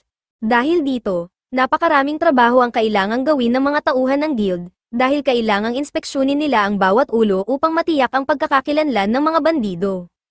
Habang abala sila, tumayo lang si Kenichi sa isang tabi upang magpahinga. Maya-maya, lumapit sa kanya ang isang wizard at sinabing, dahil sa kanyang kakaibang summon ng magic at napakalaking item box, maaaring maging mapanganib ang kanyang buhay kung matutuklasan siya ng mga noble. Kaya't payo nito kay Kenichi, mas mabuting manatili siyang mababa ang profile upang maiwasan ang anumang gulo. Habang pinag-uusapan ng tungkol sa mga noble, lumapit si Norse pa kay Kenichi at sinabi nitong pupunta siya upang makipagkita sa lokal na Lord Oz. Kailangan niyang ipaalam ang tungkol sa mga tiwaling noble na palihim na sumusuporta sa mga ilegal na gawain ni Shaga. Dahil dito, nagpaalam na siya kay Kenichi bago tuluyang umalis. Kinagabihan, sa wakas ay natapos ng guild ang pagproseso ng reward. Umabot ito sa kabuuang 861 gold coins, kaya't nais ni Kenichi na pantay na hatiin ito sa lahat. Gayunpaman, sinabi ni Anima na hindi siya nararapat makatanggap ng parte dahil wala naman siyang ginawa sa buong misyon. Hindi rin nalagay sa panganib ang kanyang buhay, kaya't pakiramdam niya ay hindi tamang tumanggap ng gantimpala. Sa halip, mayroon siyang munting pabor na hinihiling kay Kenichi, nais niyang alagaan si Anemone na parang sarili niyang anak, dahil labis siyang naaalala ng bata sa kanyang yumaong anak. Walang pagtutol si Kenichi dito dahil sigurado siyang maalagaan ni Anima si Anemone ng maayos. Kaya't iniwan niya ang dalawa at lumabas siya upang gumala sa bayan. Gayunpaman, bagamat mabuti ang intensyon ni Anima sa pag-aalaga kay Anemone, wala pang ilang minuto, nawala na niya ang bata. Samantala, nagtungo si Kenichi sa Al's Inn upang magpalipas ng gabi, dahil masyado ng gabi para bumalik siya sa kagubatan. Bago pumasok, inilabas niya ang ilang pagkain para sa Bobcat bilang pasasalamat sa pagprotekta nito sa kanya sa buong misyon. Pagkatapos nito, pumasok siya sa loob ng inn, pagkarating niya, agad siyang sinalubong ni Elia ng may labis na kasabikan, dahil matagal na mula nang huli niya itong makita. Narinig ni Elia ang isang rumor na si Kenichi raw ay nakatalo ng maraming bandido, kaya tinanong niya ito kung totoo ang balita. Ngunit, itinanggi ito ni Kenichi upang hindi makakuha ng masyadong maraming atensyon. Matapos ang usapan, tinanong ni Elia si Kenichi kung naaalala pa ba nito ang pangakong ginawa niya, na gagawin siyang kasintahan kapag naging matagumpay ang negosyo niya. Ngunit agad itong itinanggi ni Kenichi at mas inuna niyang tanungin kung may bakanteng kwarto siya na pwedeng tuluyan. Sinabi naman ni Elia na nandoon pa rin ang dati niyang kwarto, kaya't umakyat na siya upang magpahinga. Sa sobrang pagod ni Kenichi, agad siyang nakatulog. Ngunit, kalaunan sa kalagitnaan ng gabi, isang tao ang palihim na pumasok sa kanyang silid at agad niyang naramdaman na may kasama siya sa ilalim ng mga kumot. Alam na agad ni Kenichi kung sino ito, Elia, gaya ng inaasahan, mayroon na naman siyang gustong mangyari. Ngunit, sinabi ni Kenichi na masyado siyang pagod para sa ganoong klase ng aktibidad ngayong gabi. Sa kabila nito, hindi sumuko si Elia, bihira na lang niyang makita si Kenichi, kaya nais niyang sulitin ang pagkakataon. Pamwesto siya sa ibabaw ni Kenichi at handa na sanang magsimula. Subalit, bago pa man may mangyari sa kanilang dalawa, napansin nilang may isang bata na nanonood sa kanila. At doon agad nawala ang kanilang mood, dahil dito, bumalik na lang si Elia sa kanyang kwarto, habang si Anemone ang natulog sa silid ni Kenichi. Alam ni Kenichi na siguradong labis na mag-aalala si Anima kay Anemone, kaya't kinaumagahan, nagtungo siya sa kanyang tindahan upang hanapin ito. Ngunit, wala roon si Anima, kaya't sa halip, itinuloy na lang ni Kenichi ang iba pa niyang gawain para sa araw na iyon. Marami pa siyang natitirang loot mula sa kampo ni Shaga, kaya't una siyang nagtungo sa weapon store upang ibenta ang mga espada at kalasag na nakuha niya. Pagkatapos, ibinenta naman niya ang iba pang mahahalagang kagamitan sa kumpanya ni Malo sa halagang 35 gold. Sa huli, dinala niya ang mga kasangkapan sa tindahan ng matandang lalaki at ibinenta ito sa halagang 22 gold.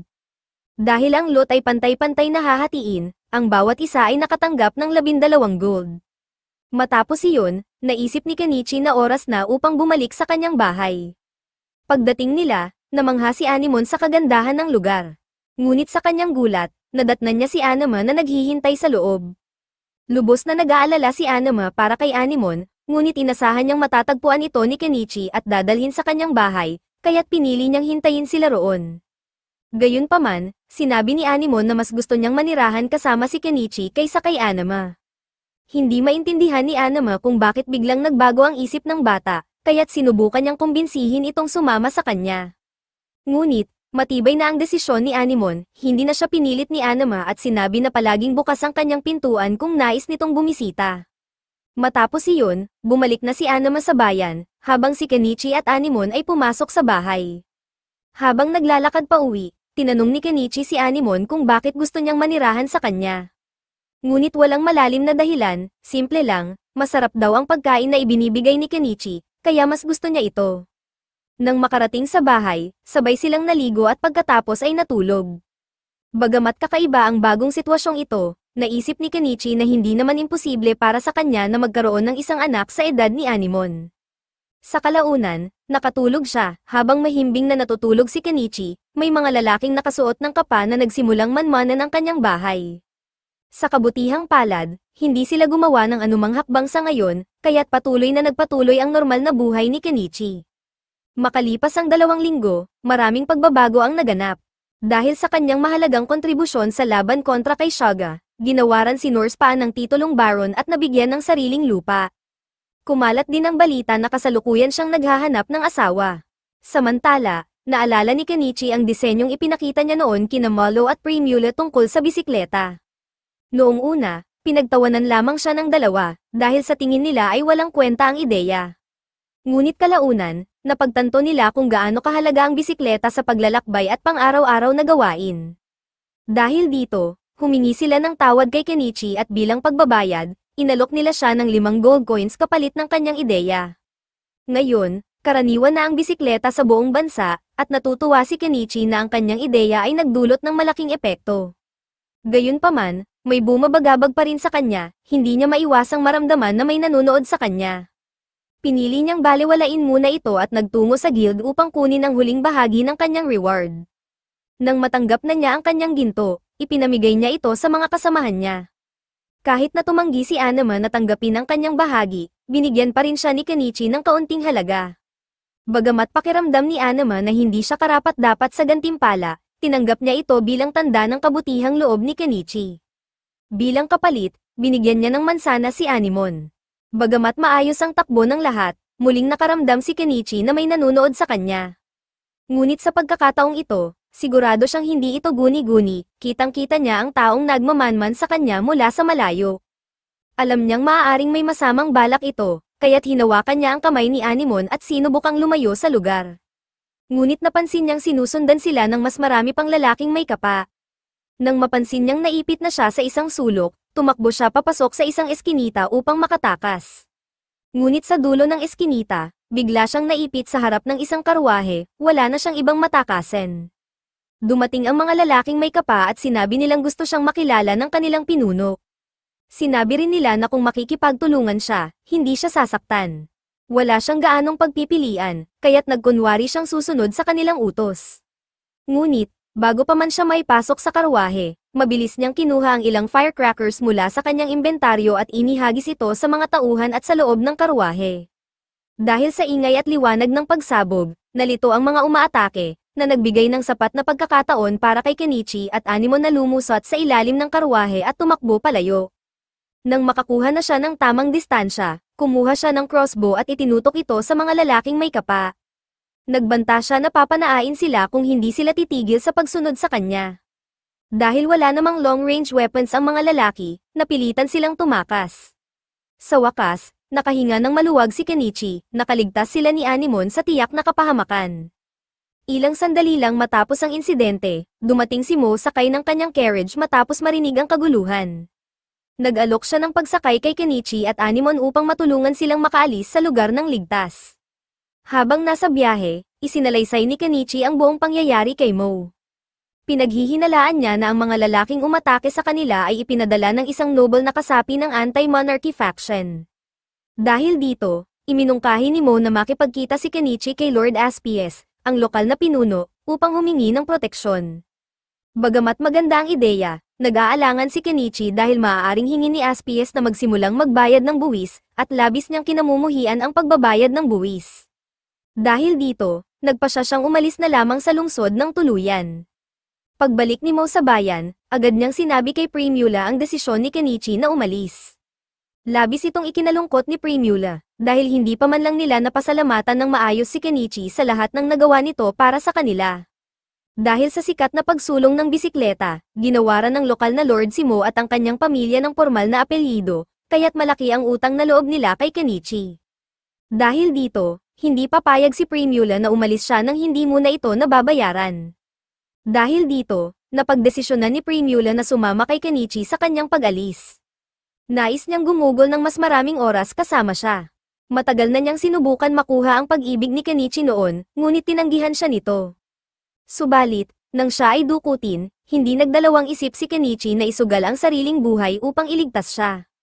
Dahil dito, sigurado siyang may halaga siya kay Kenichi, at kung totoo iyon, tiyak niyang maghihintay ito upang makita siya bago tuluyang umalis sa bayan. Ngunit, mukhang nagkamali siya, dahil nang puntahan niya ang bahay ni Kenichi, wala na ito. Maging ang buong bahay nito ay wala na rin, samantala, sakay na si Kenichi sa kanyang bagong motorsiklo at naglalakbay na palayo kasama si Anemon. Mukhang kumpiyansa siya sa kanyang riding skills, dahil bumili lang siya ng helmet para kay Anemon, pero wala siyang suot para sa sarili niya. Habang naglalakbay, nakasalubong ni Kenichi ang isang pamilyar na mukha. Lumapit siya sa tabi ng daan at binati si Fuyu, matagal na rin mula nang huli silang magkita, kaya't sandali silang nag-usap. Dito nalaman ni Fuyu na tuluyan ng naging isang merchant si Kenichi at siya rin pala ang taong nag-imbento ng bisikleta. Nalaman din niyang may anak na ito ngayon at kasalukuyang naglalakbay. Naging interesado si Fuyu sa kung saan patungo si Kenichi at ang kanyang pamilya, ngunit kahit si Kenichi mismo ay hindi sigurado kung saan sila tatanggo. Ang mahalaga, magsisimula sila ng bagong paglalakbay. Sa huli, nagpaalam si Fuyu at binati sila ng magandang kapalaran sa kanilang biyahe. Muling sumakay si Kenichi sa kanyang motorsiklo kasama si Anemon, at patuloy silang naglakbay sa malayong landas. Matagal nang naglalakbay sina Kenichi at Anemon sa puntong ito, at nasa humigit kumulang 100 kilometro na lang sila mula sa bayan ng Dahlia. Gayunpaman, 6 na kilometro na lang ang layo nila mula sa susunod na bayan, ang Estrella. Sa ngayon, nagkakamping lang sila ni Anemon at gumagawa ng iba't ibang masasarap na pagkain. Medyo malapit ito sa slow life na palagi niyang pinapangarap. Gayunpaman, dahil kasama niya si Anemon, nais niyang makahanap ng permanenteng tirahan para sa kapakanan nito. Para matulungan siyang mahanap ang susunod na bayan, bumili si Kenichi ng isang drone at pinalipad ito upang masuri ang paligid. Napansin niyang ang ilog na kanilang tinatahak ay bumababa patungo sa isang lawa, at malamang na nasa kabilang bahagi nito ang Estrella. Kaya, isinama niya si Anemon at ang bikat, at sinimulan nilang bumaba sa agos ng ilog. Nang makarating sila sa isang lugar na may napakagandang tanawin ng lawa, pinayagan ni Kenichi sina Anemon at ang bikat na maglaro sa tubig. Dahil sa ganda ng tanawin, napagpasyahan niyang dito na magtayo ng kanilang bagong bahay. Matapos alisin ang makapal na damo at halaman sa lugar, inilabas ni Kenichi ang kanyang bahay mula sa item box. Habang inaayos ang mga kagamitan, napagtanto niyang hindi pa niya napapangalanan ang bikat. Kaya, ilang minuto siyang nag-isip at sa huli ay napili niya ang pangalang Vel. Kinagabihan, sinimulan niyang turuan si Anemon ng pagbabasa at pagsusulat. Matalino si Anemon kaya mabilis niyang natutunan ang mga aralin. Ngunit nang dumating sa mathematics, medyo nahirapan siya. Habang si Anemon ay pinipilit intindihin ang math problems, sinilip ni Kenichi ang kanyang store window para alamin kung may murang paraan upang makakuha ng diesel. Sa ngayon, ginagamit pa rin niya ang kerosene na may additives upang makagawa ng diesel. Ngunit naalala niyang may napanood siyang palabas na nagsasabing posibleng gumawa ng biodiesel gamit ang cooking oil.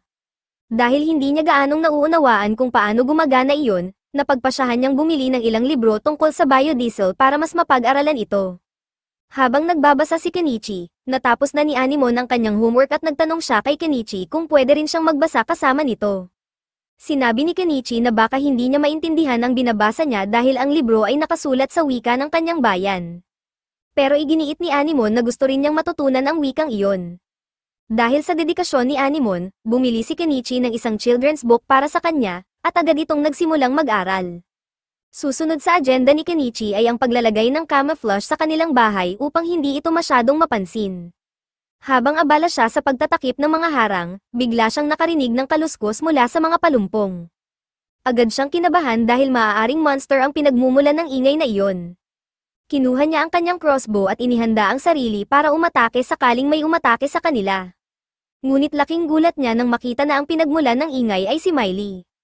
Labis itong nalungkot nang mawala si Kenichi nang hindi nagpapalem, kaya sinubukan niyang sundan ang amoy nito at naglakbay siya hanggang sa mahanap siya. Ngayon na narito na siya, wala na siyang ibang matutuluyan kaya sinabi niyang maninirahan na siya kasama nila. Hindi naman tutol si Kenichi sa ideyang iyon, at mukhang maayos din ang pakikitungo ni Anemon kay Miley, kaya agad nilang napagkasundoan na mananatili na siya roon. Habang kumakain sila ng hapunan, tinanong ni Kenichi si Miley kung may mga interesting na pangyayari sa Dahlia mula nang umalis siya. Saglit na nag-isip si Miley, at bagamat wala siyang maisip na malaking pangyayari, naalala niyang narinig niyang nag-propose si Norpol kay Primula. Balita niya'y ikakasal na raw ang dalawa sa lalong madaling panahon. Natuwa si Kenichi sa balita dahil masaya siyang nalaman na nakapag-move on na si Primula at nagkaroon ng pagkakataong mapang-asawa ang isang mabait na lalaki tulad ni Norpol. Sa kasamaang palad, hindi siya makakadalo sa kasal dahil napakalayo na ng kanilang kinaroroonan. Kinagabihan, naligo si Kenichi kasama si Anemon gaya ng nakagawian, habang si Miley ay naliligo sa gilid nila. Pagkatapos nilang matuyo at bumalik sa loob ng bahay, ipinakita ni Anemon kay Miley ang Japanese book na ibinigay ni Kenichi sa kanya. Tuwang-tuwa si Miley sa libro dahil kahit hindi niya naiintindihan ang mga salita, madali niyang naunawaan ang kwento dahil sa mga larawan. Habang pinagmamasdan ni Kenichi ang kasiyahan ni Miley, nagkaroon siya ng ideya. Dahil bihira at mahalaga ang mga libro sa mundong ito, naisip niyang baka kumita siya ng malaki kung magsisimula siyang gumawa at magbenta ng mga picture books. Subalit napagtanto rin niya na baka hindi relatable para sa mga tao dito ang mga kwento mula sa Japan. Dahil dito, tinanong niya sina Anemon at Miley kung may alam silang mga local legends. Natuwa ang dalawa sa tanong na iyon dahil marami silang alam na kwento tungkol sa mga sinaunang alamat. Isa sa mga kwentong iyon ang lubos na pumukaw sa interes ni Kenichi, ang kwento ng Forest Elf Legend. Agad niyang hiniling na ikwento pa ito sa kanya, nagustuhan talaga ni Kenichi ang kwento kaya agad siyang nagtrabaho sa paggawa ng illustrations para dito. Matapos ang mga guhit, bumili siya ng isang ink press upang makagawa ng mas maraming kopya ng libro. Ang unang 2 kopya ay ibinigay niya kay Miley at Anemon, at labis na natuwa ang dalawa sa kanilang mga libro. Habang masayang tinitingnan ni Miley at Anemon ang mga larawan, napansin ni Kenichi ang isang bangkang papalapit sa kanilang lugar. Alam niyang maaaring may problema kaya agad niyang inutusan ang mga babae na bumalik sa loob ng bahay. Habang lumalapit ang bangka sa pampang, itinutok ni Kenichi ang kanyang crossbow sa mga lalaking sakay nito at matigas na tinanong kung ano ang pakay nila. Sinabi ng isang lalaki kay Kenichi na maghinay-hinay siya dahil wala silang masamang balak. Galing siya sa nayo ng sangka, at nang mapansin nilang may bagong nanirahan sa kabilang bahagi ng lawa, nagpasya silang lumapit upang tiyakin na hindi mga bandits ang narito. Dahil dito, medyo kumalma si Kenichi at ibinaba niya ang kanyang crossbow. Ipinaliwanag niya na isa siyang merchant na bagong lipat sa lugar. Sa sandaling iyon, lumapit si Vel kay Kenichi, laking gulat ng mga taga-nayon dahil bihirang magkaroon ng koneksyon ang mga bobcat sa mga tao. Para kay Kenichi na maging kaibigan ng isang bobcat, nangangahulugan lang na isa siyang mabuting tao.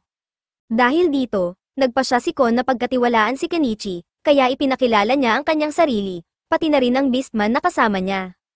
Nagdesisyon si Kenichi na ipakita kina Crutan at Mananes ang kanyang bahay upang patunayan na wala siyang ginagawang delikado. Matapos nilang makita na maayos at normal ang lahat, humingi ng paumanhin si Kupon para sa kanilang panghihimasok at naghanda ng umalis. Ngunit bago siya umalis, napansin niya ang mga box na ginawa ni Kenichi sa mesa at tinanong kung maaari siyang bumili ng isa para sa kanyang anak. Pumayag naman si Kenichi, matapos umalis sina Crutan at Niez, sabay-sabay na kumain ng tanghalian sina Kenichi at ang mga babae. Pagkatapos, nagbabad si Anemon sa pagbabasa sa loob ng bahay, habang si Kenichi naman ay naglakad sa kagubatan upang maghanap ng mga medicinal herbs sa mga palumpong. Maya-maya, lumapit sa kanya si Miley, dahil abala si Anemon sa pagbabasa, sinamantala ni Miley ang pagkakataon upang makasama si Kenichi nang silang dalawa lang. Hindi naman matanggihan ni Kenichi ang hiling ni Miley, kaya, stuff happens again. Makalipas ang kaunting sandali, bumalik si Kenichi sa kanyang pinakabagong proyekto. Maaari mo na siyang tawaging Walter, dahil para siyang nagluluto ng kung ano sa loob. Sa kasamaang palad, ang hazmat suit na suot niya ay naging dahilan upang siya ay pawisan ng todo, kaya kinailangan niyang magpahinga at lumangoy muna sa ilog. Pagkatapos magpahinga, bumalik siya sa trabaho, lumabas na ang matagal niyang pinagpaplanuhan, synthesizing biodiesel mula sa cooking oil. Alam niyang delikado ito, pero kung magtagumpay siya, makakagawa na siya ng sarili niyang diesel nang hindi gumagastos ng malaking halaga. Ngayon, dumating na ang pinakamapanganib na bahagi, ang pagsubok ng fuel. Ipinasok niya ito sa generator, at sa kabutihang palad, hindi ito sumabog. Matagumpay ang eksperimento ni Kenichi, ang susunod na nasa kanyang agenda ay ang pagbisita sa town of Arancia, kaya't umalis sila kasama sina Miley, Anemone, at Vel. Ang kanilang unang destinasyon sa pagdating sa lungsod ay ang Adventurers Guild, dahil kailangan ni Kenichi na magparehistro. Pagpasok nila, agad silang nagtungo sa receptionist desk. Gayunpaman, habang kinakausap nila ang receptionist, may dalawang malalaking bagay na hindi mapigilan ni Kenichi na titigan. Nang mahimasmasan mula sa tila trance niya, sinabi niya sa receptionist na nais niyang magparehistro sa parehong Adventurers Guild at Merchant Guild ng lungsod. Nagparehistro rin si Miley bilang isang adventurer. Kinuha ng receptionist ang kanilang mga ID cards at nagtungo sa likod upang i-proseso ang kanilang mga dokumento. Ngunit pagbalik nito, tila naiilang at kinakabahan siya. Napagtanto kasi niyang si Kenichi pala ang adventurer na tinalo si Shaga. Agad niyang sinabi ito ng medyo malakas, na nagdulot ng pag-aalala kay Kenichi. Pakiusap, hinaan mo ang boses mo, sabi ni Kenichi. Sinusubukan kong mapanatiling mababa ang profile ko. Agad namang naintindihan ng receptionist ang sitwasyon at sinabing kumpleto na ang kanilang registration, kaya maaari na silang umalis at ipagpatuloy ang kanilang araw. Pagkatapos lumabas sa guild, nagtungo sila sa town square para kumain. Gayunpaman, napansin agad ni Kenichi na tila walang lasa ang mga pagkain dito. Naalala niyang sa bansang ito, mahigpit na kinokontrol ng Spice Syndicate ang mga pampalasa, kaya ang mga pagkain dito ay parang tasteless prison slop. Kita sa mga mukha ni na Miley at Anemone na hindi sila nasisiyahan sa pagkain, kaya kumuha si Kenichi ng kaunting spice blend mula sa kanyang imbakan at inilagay ito sa kanilang pagkain. Agad namang sumigla ang dalawa matapos malasahan ang bagong lasa. Habang kumakain, napansin ni Kenichi ang ilang thugs na may kakaibang JoJo hair na nagmamasid-masid sa paligid. Mukhang may balak na masama ang mga ito, pero dahil wala namang kinalaman si Kenichi sa kanila, nagpasya siyang huwag na lang makialam. Maya-maya pa, napansin niya si Crumb na may kasamang batang babae na pumasok sa isang madilim na alleyway. Malinaw na may kakaibang nangyayari, ngunit dahil hindi ito problema ni Kenichi, nagpatuloy siya sa pamamasyal. Habang naglalakad, napadaan sila sa isang lumang tindahan ng mahika na agad pumukaw sa interes ni Kenichi. Pumasok sila sa tindahan at nakita nilang pinamamahalaan ito ng isang matandang babae. Habang tinitingnan ang mga paninda, napansin ni Kenichi ang isang kakaibang magic device na nakadisplay. Tinanong niya ang matanda kung ano ang gamit nito, masayang ipinaliwanag ni Granny kung paano gumagana ang aparato. Naglagay siya ng tubig sa isang bahagi at alak sa kabilang bahagi. Sa ilang saglit, nakita nilang napaghihiwalay ng aparato ang tubig mula sa alak. Napangiti si Kenichi habang pinagmamasdan ito, napagtanto niyang maaaring gamitin niya ang magic device upang mas mapadali ang paggawa ng kanyang biodiesel nang hindi kinakailangang malanghap ang mga nakal-alasong kemikal. Bibilhin ko to, sabi ni Kenichi, nagulat si Granny. Talaga ba, halos walang bumibili ng mga gamit ko dito. Ngunit dahil handa namang magbayad si Kenichi, agad na tinanggap ng matanda ang alok. Samantala, nakita rin ni Anemone ang isang libro na agad niyang ipinakita kay Kenichi. Ipinaliwanag ni Granny na ang librong iyon ay isang grimoire, isang uri ng aklat na maaaring magbigay ng kaalaman sa mahika. Agad din itong binili ni Kenichi, lalo na't alam niyang bihira ang ganitong mga libro. Binalaan sila ni Granny na hindi tiyak kung magagamit ito ni Anemone, dahil kailangan ng sapat na magic power upang mapaganya ang mahika mula sa librong iyon. Gayunpaman, naniniwala si Kenichi na matalino si Anemone at maaaring matutunan niya ito kalaunan. Matapos ang kanilang mga binili, lumabas sila ng tindahan na puno ng tuwa at pananabik para sa mga susunod na mangyayari. Agad na naisimula ni Kenichi ang pagbabasa ng libro kasama si Anemone, ngunit pinigilan sila ni Granny. Ipinaliwanag nito na ang grimoire ay kailangang mairehistro muna bago ito tuluyang makuha ng customer. Kakailanganin ni Kenichi na bumalik makalipas ang isang linggo upang kunin ito. Wala namang problema kay Kenichi ang paghihintay, kaya lumabas sila ng tindahan at nagpatuloy sa pamamasyal sa bayan. Habang naglalakad, aksidente silang nabangga ni Manas sa daan. Nagulat si Manas nang makita sila, ngunit nagmamadali ito kaya hindi na nagawang makipag-usap ng matagal. May masamang pakiramdam si Kenichi na tila may gulong paparating at baka madamay pa sila, kaya iminungkahi niyang umuwi na lang sila. Ngunit bago pa sila makaalis, napansin nilang may nagaganap na komosayon sa isang alleyway. Nakita nila si Crum na inaatake ng ilang lalaki habang yakap ang kanyang anak. Sa pagkakataong ito, hindi na kayang balewalain ni Kenichi ang sitwasyon. Bago sumugod, mabilis siyang bumili ng Plague Doctor Mask upang maitago ang kanyang pagkakakilanlan. Matapos itong isuot, palihim siyang lumapit sa mga thugs. Malaki ang galit ng mga ito kay Cruton at tila handa silang patayin siya pati ang kanyang anak. Bago pa sila makagawa ng masama, biglang lumitaw si Kenichi sa likuran nila at nagpakawalan ng mga fireworks. Sa gitna ng nagliliyab na mga ilaw at ingay, malakas na sinabi ni Kenichi na ang mga iyon ay bahagi ng kanyang magic spells. Dahil hindi pa nakakita ng ganoong klaseng mahika, ang mga thugs, napuno sila ng takot at nagsitakbo palayo. Matapos tiyaking ligtas na sina Cruton at ang anak nito, tumabi sila sa fountain at ikinwento ni Cruton ang buong pangyayari. Noong nagtatrabaho pa siya bilang isang opisyal ng gobyerno, sinikap niyang hulihin ang maraming miyembro ng Spice Syndicate. Simula noon, naging target na siya ng grupong iyon. Biglang nagtanong ang anak ni Cruton kung kaibigan ba ni Kenichi ang kanilang pamilya. Ipinaliwanag ni Cruton na ilang araw pa lang silang magkakilala, ngunit si Kenichi rin ang gumawa ng book na binigay niya sa anak niya. Napuno ng tuwa si Mary nang malaman na si Kenichi ang may gawa ng paborito niyang libro. Tuwang-tuwa siyang nagpasalamat kay Kenichi, ngunit napansin ni Anemone ang saya ng bata at medyo nagselos ito. Agad niyang sinabi na tumulong din siya sa paggawa ng libro. Napangiti si Mary at sinabing gusto niyang makipagtulungan kay Anemone sa paggawa ng isang libro balang araw. Masiglang tumango si Anemone at sinabing nais niya rin iyon. Habang pinagmamasdan ni Kenichi ang dalawa, napangiti siya. Masaya siyang makita na sa wakas ay nagkaroon ng kaibigang kaedad si Anemone. Makalipas ang ilang araw, dinala ni Cruton at ng kanyang asawa si Mary upang bisitahin sina Kenichi at Anemone. Ito ang unang pagkakataon na nagkaroon sila ng mga bisita, kaya naghanda si Kenichi ng isang masarap na pagkain para sa lahat. Simula noon, naging araw-araw na nilang gawain ang magkasamang pag-hangout habang masayang naglalaro sina Mary at Anemone. Gayunpaman, isang araw, napansin nilang hindi dumating si Mary gaya ng nakagawian. Sa halip, biglang dumating si Cruton na tila desperado at humihingi ng tulong kay Kenichi. Nanginginig ang boses ni Cruton habang sinasabi na nagkasakit si Mary ng isa sa mga mapanganib na sakit ng kanilang bansa. Ang sakit na ito ay lubhang delikado, karaniwan, ang mga batang tinatamaan nito ay hindi na nakakaligtas matapos ang isang gabi. Gagawin ni Cruton ang lahat, handa siyang ibigay ang lahat ng kanyang naipong pera, kung kapalit nito ay ang paggaling ng kanyang anak. Subalit, hindi niya kayang umupa ng mage na maaaring gumamit ng healing magic para pagalingin si Mary, kaya si Kenichi na lamang ang tanging pag-asa niya. Hindi kailanman papayag si Kenichi na manood lang habang naghihirap ang kaibigan ni Anemone. Agad niyang binigyan si Cruton ng isang pakete ng painkillers at sinabihan itong ibigay kay Mary upang mapababa ang kanyang lagnat. Ipinaliwanag din niya ang tamang dosage para masigurong hindi ma-overdose ang bata. Bagamat makakatulong ang painkillers para mapababa ang lagnat ni Mary, hindi nito magagamot ang mismong sakit.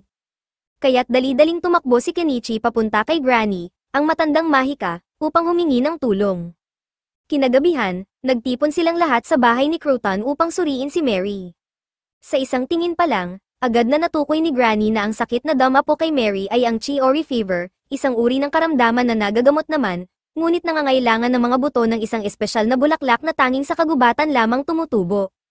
Kinakailangang makuha ang mga buto ng bulaklak bago sumikat ang araw, kaya nagdesisyon sina Kenichi, Cruton, at Niyamas na sama-samang magtungo sa kagubatan upang hanapin ito.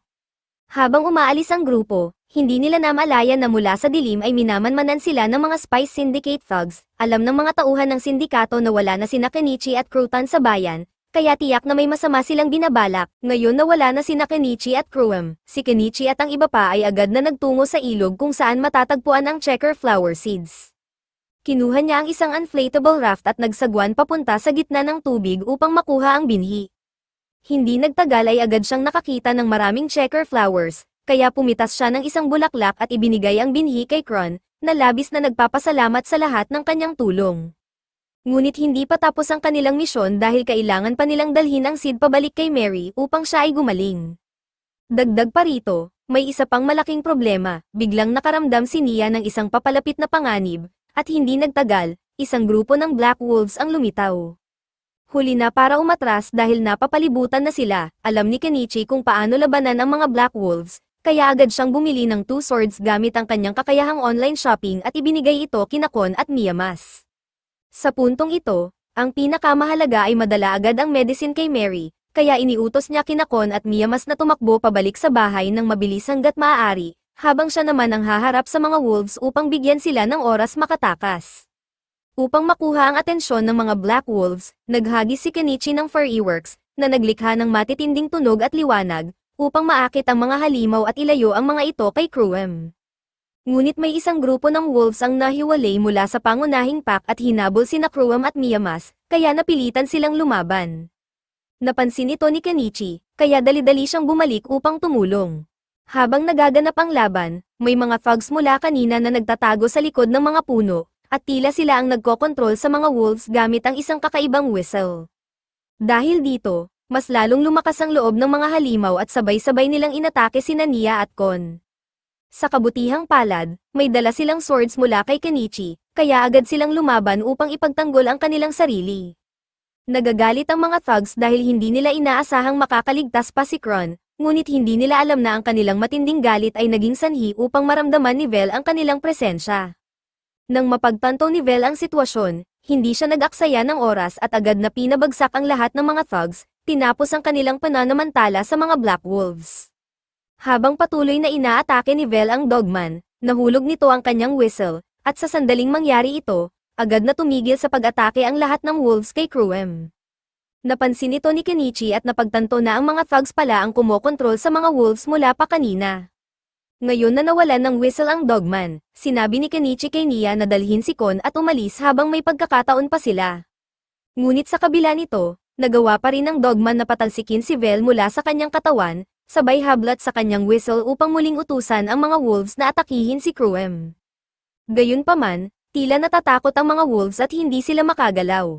Walang sino man ang nakakaintindi sa nangyayari, pero biglang lumitaw ang isang napakalaking oso mula sa kagubatan. Sa sandaling makita ito ng mga wolves, agad nilang napagtanto kung gaano sila nasa panganib, kaya mabilis silang tumakas papasok sa gubat. Ang unang nabiktima ng Bear's Rampage ay mismong ang Dogman, isang malakas na hampas ang nagpabagsak sa kanya sa lupa, at halata sa itsura niya na wala na siyang buhay. Matapos nito, agad namang inilipat ng Bear ang atensyon nito kay Kenichi at siya naman ngayon ang target. Pero bago pa makalapit ang Bear, hinaranggan ito ni Vel at mabilis na pinunit ang mukha ng halimaw gamit ang matatalas niyang kuko. Labis itong ipinagpasalamat ni Kenichi, kaya mabilis siyang bumunot ng mas maraming Furry Works upang subukang takutin ang oso. Ngunit sa pagkakataong ito, 10 beses ang dami ng Furry Works kaysa sa dati, kaya tiwala si Kenichi na tuluyan itong mapapaalis ang halimaw. Subalit sa hindi inaasahang pangyayari, kinain ng oso ang Furry Works. Dahil dito, isang napakalaking pagsabog ang naganap sa loob ng bibig ng oso. Habang nananatiling tulala at nasaktan ang Bear mula sa pagsabog, sinamantala ito ni Kenichi, bumunot siya ng heavy machinery mula sa kanyang inventory at buong puwersang hinampes ang oso sa mukha, tuluyang tinapos ang laban. Ngayon napatay na ang Bear, itinabi ni Kenichi ang katawan nito sa kanyang inventory, pati na rin ang bako nito. Labis siyang nagpapasalamat na nakaligtas siya sa laban na iyon, ngunit kailangan pa niyang pag-isipan kung ano ang gagawin sa walang malay na Dogman. Makalipas ang ilang sandali, bumalik si Kenichi sa bahay ni Kon upang tingnan ang kalagayan ni Mary. Dahil sa medicine na kanyang nakuha, tiyak na gagaling na ito ng tuluyan. Dahil dito, si Kron at ang kanyang asawa ay lubos na nagpapasalamat kay Kenichi. Hindi naman talaga tipo ni Kenichi ang magligtas ng iba, pero hindi niya maitatanggi na ang pagtulong kay Mary ay nagbigay sa kanya ng magandang pakiramdam tungkol sa kanyang sarili. Bigla namang naalala ni Kenichi na may isang mahalagang bagay siyang kailangang pag-usapan kay Kron, kaya hiniling niya na makausap ito ng pribado sandali. Lumabas ang dalawa, at dito sinabi ni Kenichi kay Kron na nagawa niyang makipagkasundo sa isang Dogman sa loob ng kagubatan. Dahil hindi niya nais na mamatay ito dahil sa kanyang mga sugat, binyandage niya ang Dogman kapalit ng isang pangako na hinding-hindi na ito mananakit kay Kron o sa kanyang pamilya. Sumang-ayon naman ang Dogman sa kasunduan, ngunit ipinaliwanag nito na wala siyang kontrol sa iba pang mga thugs, lalo na dahil marami sa kanila ang may matinding galit kay Kron. Dahil dito, malamang na patuloy pa rin silang hahabulin si Kron at ang kanyang pamilya, maliban na lang kung aalis sila sa bayang ito. Sinabi ni Kenichi kay Kron na maaaring pinakamagandang desisyon ang umalis na lang sila sa bayan, upang matiyak na wala nang aatake sa kanila. Aminado naman si Kon na ang pag-alis ang pinakamainam na opsyon, pero may isang malaking problema, wala siyang kahit anong mapupuntahan. Hindi rin siya maaaring pumunta sa Dahlia, dahil naroon ang Spice Syndicate, na siguradong hindi rin siya tatantanan. Napaisip si Kenichi sandali at nakahanap ng mainam na solusyon sa problema ni Kon. May kakilala siyang isang knight na nagngangalang Norpol, nakaka-promote lang bilang isang baron. Dahil dito, kasalukuyan siyang naghahanap ng mga taong titira sa kanyang lupain. Kung magsusulat si Kenichi ng isang liham kay Norpol, ipapaliwanag niya kung gaano kahusay si Kon at siguradong papayag si Norpol na tanggapin ito. Sa ganitong paraan, magkakaroon si Kon at ang kanyang pamilya ng bagong ligtas na tahanan, malayo sa mga thugs at panganib. Kinabukasan, sa wakas ay nakauwi na si Kenichi at agad niyang ikinwento sa iba ang lahat ng nangyari habang wala siya. Ngunit naiinis si Miley dahil nagkaroon si Kenichi ng isang napaka-amazing na adventure nang hindi man lang siya sinabihan. Ipinaliwanag ni Kenichi na wala siyang oras para puntahan si Miley bago umalis. Bukod pa rito, kailangan niya ng isang taong mag-aalaga kay Anemone habang wala siya, kaya imposibleng makasama si Miley sa biyahe. Makalipas ang ilang araw, sa wakas ay nagdesisyon na sina Kron at ang kanyang pamilya na umalis sa bayan para sa kanilang kaligtasan. Naunang nagtungo si Kron sa teritoryo ni Norpol upang ayusin ang lahat ng kailangan bago tuluyang lumipat ang pamilya niya. Samantala, sina Mary at ang kanyang ina ay pansamantalang nanatili sa bayan dahil hindi pa lubusang gumagaling si Mary. Habang naglalakad sina Kenichi at Miley sa labas, biglang naamoy ni Miley ang dugo. Dito niya napansin ang isang dogman na nagtatago sa likod ng isang puno. Nang makita ito ni Kenichi, agad niyang nakilala ang dogman mula ilang araw na ang nakalipas. Tinanong niya ito kung ano ang ginagawa nito sa lugar na iyon. Diretsong sagot ng dogman, tinupad lang niya ang kanyang pangako, na hindi na niya sasaktan si Kron. Sinigurado rin niyang wala ng ibang thugs na susunod pa kay Kron. Ipinaliwanag niya na ang mga dogman ay hindi sumisira sa kanilang mga pangako. Ngunit dahil sa kanyang ginawang pagpatay sa iba pang mga thugs, hindi na siya maaaring manatili sa bayang ito. Kaya aalis na rin siya upang magtago. Makalipas ang ilang oras, nagtungo si Kenichi sa bayan upang ipagbili ang tusk bear na napatay niya sa guild. Ang lalaking namamahala sa dissection ng mga halimaw ay sobrang namangha na nagawa ni Kenichi na talunin ang isang tusk bear ng mag-isa.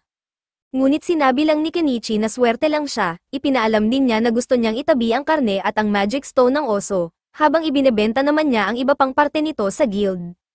Sinabi ng lalaki na naiintindihan niya ito, pero dahil napakalaki ng tusk bear, matagal-tagal bago niya matapos itong i-disassemble. Kaya sinabihan niya si Kenichi na bumalik sa gabi upang makuha ang kanyang parte. Wala namang problema kay Kenichi ang paghihintay, kaya nagpa siya siyang umuwi muna upang tapusin ang isa sa kanyang mga proyekto. Habang pauwi, napadaan si Kenichi sa isang shop, at dito niya napansin ang isang pamilyar na mukha sa loob. Mukhang may hinahanap itong mahalagang tao, pero hindi pa sigurado si Kenichi kung sino. Pagka-uwi niya, sa wakas ay nagamit na rin niya ang artifact na binili niya upang makagawa ng biodiesel. Matapos ang maraming pagsubok sa chemistry, na kung susubukan mong gawin sa bahay ay baka sumabog ang buong lugar, nagtagumpay si Kenichi sa paggawa ng pure diesel para sa kanyang engines. Ngayon, ang tanging paraan upang malaman kung gumana nga ito ay sa pamamagitan ng pagsubok sa kanyang generator. Sa sandaling binuksan niya ito, hindi sumabog ang generator, ibig sabihin, tagumpay ang kanyang eksperimento. Sa bagong paraan na ito, nagawa niyang makabuo ng 1 litro ng diesel sa halagang 300 yen lamang, kumpara sa 3,000 yen na dati niyang ginagastos. Dahil dito, isa itong napakagandang investment, kaya hindi siya nagsisising binili niya ang artifact. Ngayon natapos na ang kanyang proyekto, nag-iwan si Kenichi ng pagkain para kina Em at Anemone, dahil babalik siya sa bayan upang bumili ng ilang gamit. Una niyang tinungo ang tindahan ng matandang babae upang tingnan kung handa na ang kanyang grimoire. Sa kabutihang palad, tapos na sa wakas ang lahat ng registration procedures, kaya maaari na niyang kunin ang grimoire. Nang suriin ni Kenichi ang grimoire, nagulat siya nang makita na may magic stone na nakapaloob dito. Ipinaliwanag ng matandang babae na ang mga incantation na nakasulat sa grimoire ay nakalink sa magic stone. Nangangahulugan ito na hindi gagana ang spell kung wala ito.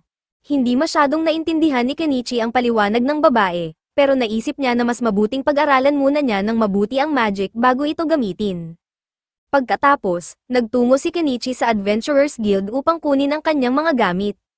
Pagdating niya roon, nakaprepara na ang lahat, kaya inilagay niya ito sa kanyang storage. Sumunod, pumunta siya sa front desk upang kunin ang kanyang bayad para sa mga parte ng halimaw na ipinagbili niya sa guild, ngunit hirap siyang mag-focus sa pera dahil sa 2 melons na nakalawit sa harapan niya. Sa wakas, bumalik siya sa katinoan, kinuha ang pera, at agad na lumabas ng guild. Habang naglalakad siya sa kalye, bigla siyang nakaramdam ng kakaibang pakiramdam, parang may nagmamasid sa kanya. Tama ang kanyang hinala dahil may isang taong lihim na nagmamatsyag sa kanya, at nang lingunin niya ito, hindi siya makapaniwala nang makita si Primula. Nagulat siya sa presensya nito at agad na tinanong kung ano ang ginagawa nito sa lugar na iyon, ngunit sa halip na sumagot ng maayos, tinanong siya ni Primula kung paano niya nagawang maging napakawalang puso at umalis nang hindi man lang siya isinama. Sinubukan ipaliwanag ni Kenichi na ang tanging dahilan kung bakit siya umalis sa Dahlia ay dahil sa mga nobles na sumusubok na hulihin siya, ngunit kahit na alam ito ni Primula, iniisip pa rin niya na dapat man lang ay nagpaalam si Kenichi bago siya umalis. Napansin ni Kenichi na ang outburst ni Primula ay nagdulot na ng eksena sa kalye, kaya agad niyang iminungkahi na ipagpatuloy nila ang usapan sa isang mas pribadong lugar. Sumang-ayon si Primula at dinala siya sa hotel kung saan siya pansamantalang tumutuloy. Pagkarating nila doon, muling sinigawan ni Primula si Kenichi dahil iniwan niya ito nang hindi man lang binigyan ng pagkakataon na masaklian ang lahat ng tulong na ibinigay niya sa kanya. Si Kenichi ay hindi naman talaga iniisip na marami siyang nagawa, ngunit ipinaalala sa kanya ni Primula na iniligtas niya ang kanyang buhay, kaya may malaking utang na loob ito sa kanya. Medyo naiilang na si Kenichi, kaya binago niya ang usapan at nabanggit na may narinig siyang mga chismis tungkol sa kasal ni Primula kay Norpol. Bagamat may naging mga pag-uusap tungkol dito, tinanggihan ni Primula ang kasunduan sa huli, ngunit para sa kanya ay hindi iyon ang mahalaga ngayon. Sinabi niyang hindi siya babalik sa kanilang bayan hanggat hindi sama-sama sa kanya si Kenichi. Wala namang balak si Kenichi na umalis, kaya sinabi ni Primula na mananatili na lang siya rito kasama niya. Alam ni Kenichi na hindi ito nagbibiro, kaya wala siyang masyadong pagpipilian. Ang ikinagulat pa niya ay kung paano siya natunton ni Primula sa lungsod na ito. Ipinahayag naman ni Primula na matapos siyang iwan ni Kenichi, halos araw-araw niyang sinusubaybayan ang guild registry upang tingnan kung lilito ang pangalan ni Kenichi sa ibang lungsod. Isang araw, nakita niya itong kasama sa isang updated registry, kaya agad siyang sumakay ng karwahe at nagtungo rito. Ngayon na nakita niyang muli si Kenichi, dumiretso na siya sa punto at humiling ng pinaka-devious backshots na makikilala ng sangkatauhan ngayong gabi. Nagulat si Kenichi, ngunit nang makita niya kung gaano kaseryoso si Primula, sa huli ay pumayag siya. Pumunta sila sa kanyang kwarto, at pagkapasok pa lang, agad nang hinubad ni Primula ang lahat ng kanyang saplot dahil hindi na siya makapaghintay. Alam mo na ang sumunod na nangyari, kinabukasan, bumalik si Kenichi sa kanyang bahay kasama si Primula. Sa una, masayang sinalubong siya ni na Anemone at Miley, ngunit mabilis ding nawala ang kanilang kasiyahan nang makita nila si Primula. Naiinis si Primula, iniisip na iniwan siya ni Kenichi ngunit isinama niya si Miley. Ipinaliwanag ni Kenichi na hindi niya pinili si Miley, kundi siya mismo ang sumubaybay sa kanya hanggang sa matagpuan siya. Ang tanging pinili niyang isama ay si Anemone, pero talagang pagseselosan ba ni Primula ang isang bata? Alam ni Primula na may punto si Kenichi, kaya panandalian siyang kumalma. Sa puntong ito, Anemone ay nagpatupad ng isang kasunduan, hindi na dapat mag-uwi ng ibang babae si Kenichi. Pero dahil dito, lalo pang nainis si Primula, iniisip na naghahatak ng maraming babae si Kenichi sa kanyang bahay. Pagsapit ng gabi, naghanda ng paliguan si Kenichi, ngunit ng oras na para maligo, lahat ng babae ay gustong sumabay sa kanya. Ayaw na niyang makipagtalo, kaya bumili na lang siya ng pangalawang bath barrel, kaya ngayon ay 2 na ang paliguan. Matapos maligo ang lahat, Kenichi ay nag-set up ng isang blow dryer upang patuyuin ang kanilang buhok. Pagkatapos ng lahat ng iyon, umupo si Kenichi sa mesa upang subukan ang grimoire. Binasa niya ang incantations para sa isang fireball spell, ngunit nang matapos niya ang ritual, wala namang nangyari. Dito nakumpirma ang kanyang kinatatakutan, wala siyang magic power, at nasayang lang ang kanyang pera sa isang librong hindi niya magagamit. Sinimulan niyang mag-isip ng paraan para ibenta ang grimoire at mabawi kahit kaunti sa kanyang ginastos, ngunit habang abala siya sa pag-iisip, pinulot ni Anemone ang libro at nagsimulang basahin ito. Sa pagkakataong ito, may nangyari talaga, lumitaw ang malakas na apoy, At walang kahirap-hirap na nakas ni Anemo ng fireball spell sa unang subok, sayang lang at nasa isang log cabin sila. Dito nagtatapos ang episode 7. Huwag kalimutang mag-subscribe para sa susunod na bahagi.